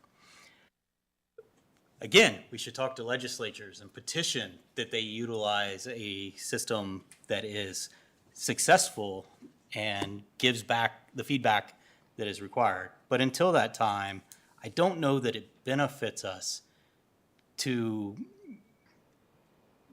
give students additional testing, put them through hours of additional testing, rather than having them do their traditional coursework for those hours. But that's my feedback from middle school students that have come to me and talked to me about the amount of testing that we have in our school systems. So I can say a couple of things on that. We will revisit this with our principals and our teachers. And again, the feedback has been this is certainly a better tool than anything else that we've had in terms of giving us specific standards that students need to work on, growth measure, and all those pieces. And I'm a mom of a middle schooler. He's been taking MAP tests since he was in second grade, I think. He will tell you, I have MAP testing today. But I will say the flip side of it, as his nerdy mom, I'm always super excited when I see the reports to see, did you actually meet your targeted growth? And if you didn't meet your projected target growth, is it because you didn't spend enough time on the test? Or are there some things that we need to work on that you didn't learn that you should have learned? So I have found it helpful, but I can tell you again, from a parent and of a middle schooler, I hear the same thing. He definitely does not love taking the tests. Board, any other questions? Just one point of clarification. I know, so the MAP is the alternative. So San Rizal introduced this legislation to give the boards that flexibility. With that change, does it require the 3 MAP tests? I know that it needs to adhere to the standards of learning, but are we required by the state to still do that, those testing periods? It's just a matter of what we use to assess that that the school board can control. We are not required to give those 3 times. It is a recommendation from MAP, which is a nonprofit organization. It is their recommendation to give it 3 times. You give it the first time at the beginning of the year to get baseline data, the second time to see if students have made their growth, and then the third time, 2 reasons, to see if they actually made their targeted growth for the year, and then to get additional information prior to SOL testing to help students prepare. Okay, so we do have that flexibility as a school board to make that a determination whether there's going to be 3 or less. So the General Assembly has actually responded to the criticism of that mid-year SOL. My understanding, I could be incorrect on this. So it would be good to get more information on that mid-year and how effective it is and the trade-off for the loss of instructional time. But you're talking about MAP, and you're talking, SOLs are required by the state. Right. MAP, we don't have to do any of the 3. That is correct. We were given the option to replace a growth assessment with the MAP test, but moving forward for next year, we don't know what the General Assembly is going to decide yet for next year, because the whole accreditation system, everything that we presented to you guys for the past 7 years will be different next year. Yeah, so hopefully they'll choose to utilize MAP for accreditation instead of SOL, the properly named, properly acronymed. There are some states that do use MAP for their required testing. Yep. Board, anything else?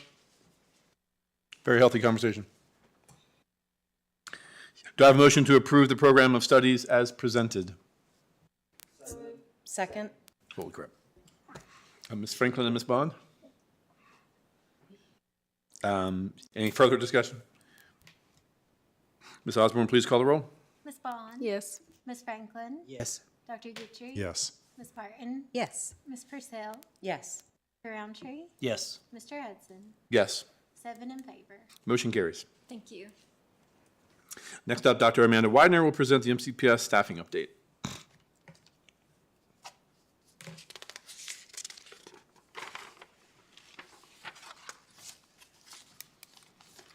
Good evening, Chair Hudson, school board members, and Dr. Bragan. As we start the new year, I want to present information related to staffing, including vacancies and our progress in filling those positions. I'll share with you just an overview of our vacant positions that we have as of today, and how that relates to the number of positions across the county and the percentage they represent in terms of the vacancies. I do want to point out and clarify, when I updated this presentation this week under our administrator positions, I did overlook updating one very recent vacancy, so I will speak to that when I get to the administrator slide. But as you can see, we currently have 3 administrator positions that are vacant, 8 instructional positions, 13 special education certified positions, and 45 classified vacancies. So again, I'll go through each category and explain where those fall, but before I do that, I did want to give you a comparison to where we are this month compared to where we were the last time I presented at the beginning of December. And the good news there is you can see that the vacancy numbers have gone down in each category.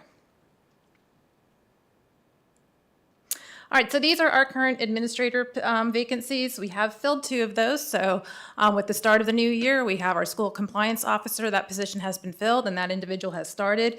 We have also filled the assistant principal / 504 coordinator position. So those were approved at the last board meeting and those individuals are on board and have started. We are in the hiring process for filling our director of secondary education position, and we have moved forward in also filling the position for our ELA administrator. We do have a candidate in the hiring process. The position that I forgot to update and I overlooked, and I do apologize for that, is that at the start of the year we have a new vacancy, which is our administrator of CTE and business partnerships. You all were aware that this was going to be an upcoming vacancy, but with the start of the new year, that vacancy is official. However, that position has been posted, and we actually have interviews scheduled for that. So we are in the hiring process and are working towards filling that position as soon as we can. These are our current school certified vacancies, so teachers. So we have recently filled 2 teacher positions, one at Gilbert Linkus. So we have someone who was approved at the last board meeting who has filled that position. And then one of our IT/RT data analysis positions has also been filled. We are still looking for an elementary teacher at Harding Avenue.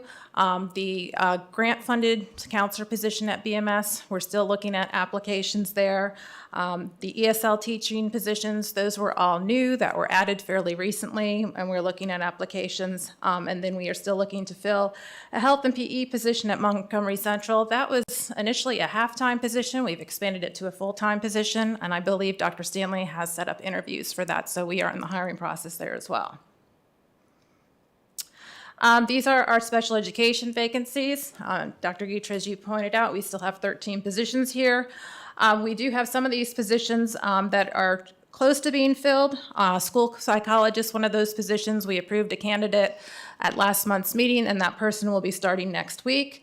One of our special education positions, this was a new position at Blacksburg High School, has been filled, and then we have another candidate recommended at Auburn High School. And we have a candidate who was approved at Montgomery Central who's working in another position. That individual will be moving and starting that position next week as well. Moving on to the classified side, these are our existing openings. So we have 11 custodial positions that we are accepting applications for. I have noticed that since the start of break in the new year, we have 15 new applicants for custodians. So I'm hopeful that at the next meeting, when I report out, that hopefully we're going to have some of those positions filled, because we have had a lot of recent applications. One thing we have done in trying to expand the possible pool of applicants is posting some part-time custodian applications. So if we can take one full position and fill it with 2 part-times, that's a new avenue that we're pursuing. So we have had some part-time applicants as well. But again, we have had a number of recent applicants for our custodian positions, so I'm hoping that we will make some progress over the next few weeks in filling those. We still continue to have a grounds maintenance position. Again, there's 5 new applicants there, 2 HVAC technician positions. We had a recent vacancy for our environmental health and safety manager. We've posted that position. We have a candidate who's being recommended to fill our technology systems analyst position. And of our 3 bus driver positions that are open, we do have 2 candidates that are recommended for that position and 1 in the hiring process. Moving on to our paraprofessional positions. Again, we've added a lot of new positions here within the last semester, so we still have a number of those positions that are open. However, we are bringing before you 6 candidates tonight to fill those positions. Recently, we have tried to expand our advertising for that. Dr. Brewster went and spoke to, he's worked with the Dean of Students at New River Community College, and recently spoke to students in the human development and early childhood classes there. So we've tried to advertise to some of those college students those positions and tried to garner some interest there for filling those. Lunch recess aide positions, we have a candidate who has been approved and will start this week, start tomorrow, and another candidate that's recommended. We have a candidate that's recommended tonight to fill the AA position in our special education department. And our testing coordinator assistant position, which is a recent vacancy at Auburn High School, we also have a candidate recommended for that position. So we have filled a number of these positions. An update on our diversity hiring. Of our new hires this year, 15.8% of them identify as minority employees, and 7.9% of all of our current employees identify as minority employees. So again, we continue to increase that number. And then lastly, I just want to give you a glimpse at our substitute information. December, we saw an uptick in our fill rate. So we jumped from 88% in November to a 93% fill rate for our teachers, and jumped from 41% fill rate in our paras to 49%. So we did see an increase in our substitute fill rate for December, which is not always typical for December. We will have some new substitutes hopefully coming on board in January. So hopefully we will work towards maintaining those fill rates. What questions can I answer for you? Board, any questions? Sure. Thank you. I just have one question with the special ed. Mm-hmm. One of the things I've wondered is, I know that there have been, the observation has been made that it's just difficult to hire, and so I still look at that stubborn 9.3% vacancy. One of the things that I don't want to make a unilateral request, but one of the things that would be helpful for me is to actually have some data to compare comparable districts in our region or whatever to see what their vacancy rate is, see, okay, we're in line with other districts around us, or maybe there's something, you know, if it's 5% and comparable districts, maybe there's something else we need to consider, other factors we need to consider. So I don't want to make a unilateral request, but I'd like to fill in some of the suppositions that we may have with some data on that. But I do appreciate the creative attempt to fill some of these other positions, and I'm happy to see success with some of those strategies. And with the high number of vacancies we have and the new positions we're hoping to add for next year, we are trying to get ahead of that this year. We posted all of our positions for next year in November, so we do have a number of applicants for special education teachers for next year. We've actually done some interviewing and are starting the process, so we're hoping to get ahead of that so we can do a lot of early hires. We've also tried to expand upon the use of a new partnership we have with a program called iTeach. So iTeach is a VDOE-approved program that provides a fairly cost-efficient and easier pathway to licensure for individuals who hold a bachelor's degree. So we recently hosted 2 information sessions. In fact, we did one via Zoom yesterday. We invited all of our paraprofessionals and substitute teachers because many of them do hold a bachelor's degree, and many of them we are finding do have an interest into going into teaching, some of them in special education. So it is possible for people who apply and enroll in the iTeach program now, if they complete, there's some coursework that doesn't take long, and they have the bachelor's degree, they could actually be eligible for a provisional license by the spring, early to late spring, which could make them eligible to apply for any openings that we have. So we've been trying to pursue and expand the use of that program. That's terrific. Great. A little more data would be good. Board, any other questions? It's not so much a question, but more of a comment. I'm really excited to see that Director of Secondary Education is in the hiring process. That position has been vacant for quite a while. I appreciate Dr. Wickham and others stepping in to make sure that emergencies were triaged. But I look forward to how this, how principals can be supported and how that role can help better serve our students. So thanks. Dr. Roundtree, anything? Nothing, just thanks for putting together the report. Ms. Franklin? I'm good.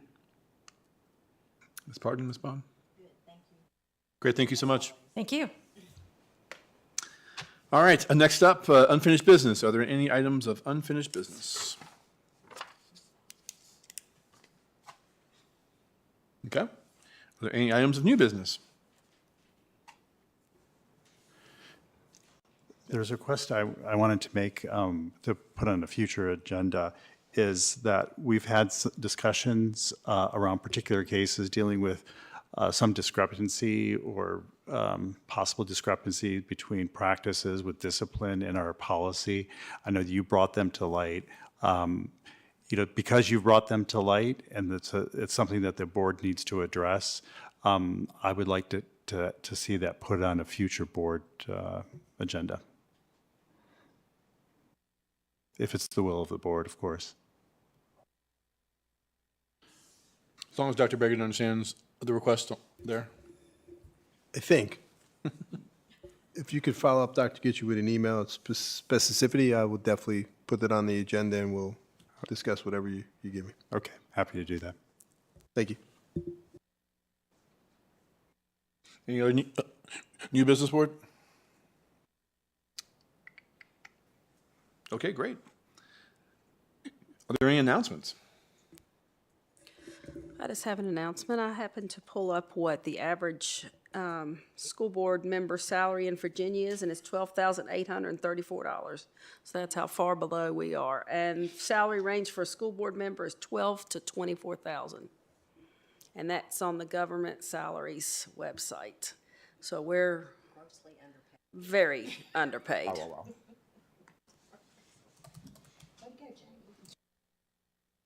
I was going to do that homework, but thanks for doing it for us. Yeah, right. All right, great. Anything else? So the Dialogue on Race will have their Winter Summit January the 25th, Christiansburg Middle School.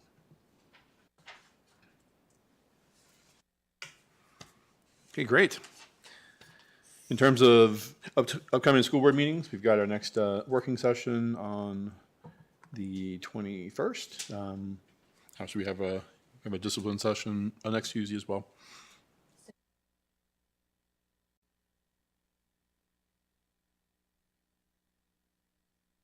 I mean, is that something that? The plan was to do that, yes. Okay. Make sure that was said. Okay. We also had a As far as you know- legal matter to talk about at that meeting, too. Right. So next Tuesday is definitely a meeting. Is that what you guys are saying? Yes. Yes. Or a closed session? Yes. Yes, okay, thank you. I just need a clarification on that. All right.